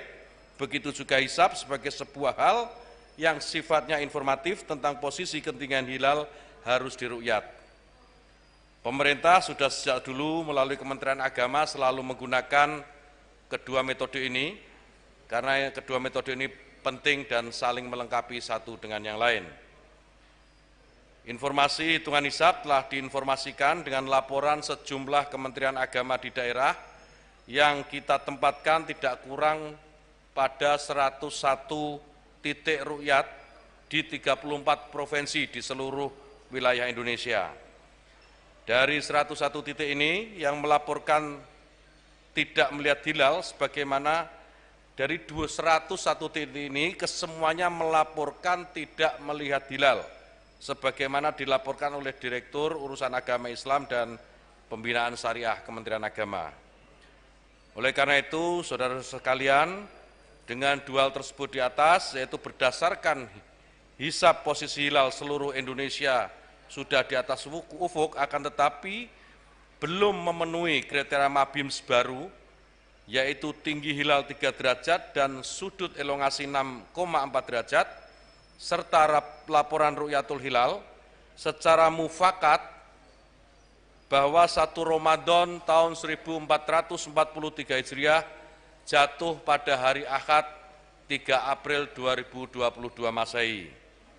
Ini sidang isbat, hasil sidang isbat yang baru saja kita selesaikan dan kita sepakati bersama, dan tentu kita berharap mudah-mudahan dengan hasil sidang isbat ini seluruh umat Islam di Indonesia dapat menjalankan ibadah puasa secara bersama-sama.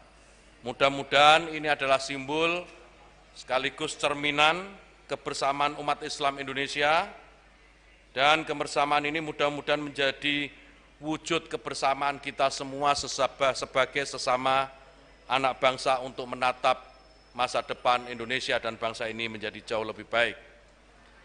Saudara-saudara sekalian, ini laporan dari sidang isbat, dan tentu nanti kami akan mempersilahkan Bapak Kiai Haji Abdullah Zaidi yang mewakili Majelis Ulama Indonesia untuk juga bisa menyampaikan beberapa hal yang dianggap penting yang diketahui oleh seluruh masyarakat Indonesia. Saya persilakan Bapak Abdullah Zaidi untuk bisa menyampaikan. Bismillahirrahmanirrahim. Assalamualaikum warahmatullahi wabarakatuh. Kepada para pemirsa, para hadirin, terutama kami hormati kepada Bapak Menteri Agama, Bapak Wakil Menteri Agama, Bapak Dirjen Bimas Islam, dan seluruh jajaran Kementerian Agama. Alhamdulillah kita bersyukur pada Allah SWT bahwa baru saja sebagaimana disampaikan oleh Bapak Menteri Agama mengenai penetapan 1 Ramadan 1443 Hijriah yang insya Allah akan jatuh pada hari Ahad tanggal 3 April 2022 Masehi, yang insya Allah kita akan memulai bersama-sama awal Ramadan. Pernyataan ini telah disepakati bersama tadi pada sidang isbat antara Menteri Agama, Majelis Ulama Indonesia beserta ormas-ormas Islam yang hadir, yang sebelum ditetapkan Bapak Menteri Agama meminta pertimbangan dari berbagai ormas Islam dari hasil pantauan malam hari ini yang ternyata ada di seluruh wilayah Indonesia, 34 provinsi, tidak melihat Ru'yatul Hilal. Dengan demikian, maka insya Allah 1 Ramadan akan jatuh pada hari Ahad tanggal 3 April 2022.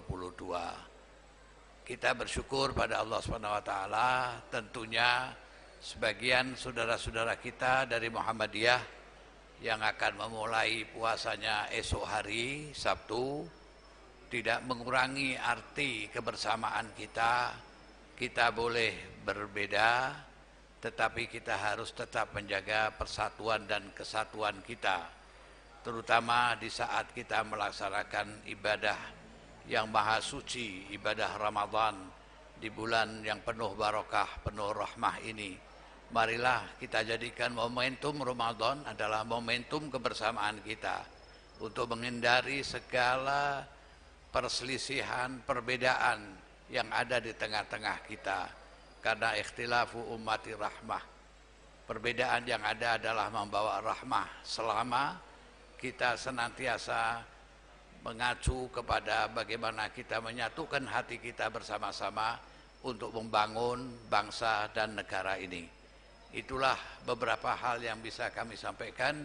Mudah-mudahan Ramadan tahun ini dapat kita isi dengan banyak amal-amal kebaikan, dengan ibadah, kesolehan ibadah kita, kesolehan sosial kita terhadap masyarakat sekitar, sehingga ibadah Ramadan, ibadah puasa tahun ini akan mempunyai makna yang khusus dalam hidup dan kehidupan kita. Terima kasih atas segala perhatiannya, dan tentunya kepada Bapak Menteri Agama dan seluruh jajarannya kami ucapkan terima kasih atas segala pedulian dan partisipasinya dalam kegiatan keumatan ini. Ja'anallahu wa yakum ajma'in wal afu minkum. Wassalamualaikum warahmatullahi wabarakatuh. Terima kasih saudara-saudara sekalian yang saya hormati. Sebelum mengakhiri konferensi pers ini, izinkan kami mengimbau kepada seluruh umat Islam di Indonesia untuk tetap menjaga keamanan, persatuan, dan ketertiban agar kita tetap bisa menjaga masyarakat kita menjadi masyarakat yang benar-benar moderat dan toleran dalam menjaga negara kesatuan Republik Indonesia. Akhirnya selaku Menteri Agama dan mewakili pemerintah, saya menyampaikan permohonan maaf lahir dan batin dan menyampaikan selamat menjalankan ibadah puasa Ramadan 1443 Hijriah bagi seluruh umat muslim di Indonesia. Demikian, dan mari kita tutup konferensi pers ini dengan bersama-sama membaca hamdalah. Alhamdulillahirabbil alamin. Terima kasih atas perhatiannya dan saya akhiri. Wallahu yuwaffiquna fima yuhibbu wa yardha. Assalamualaikum warahmatullahi wabarakatuh.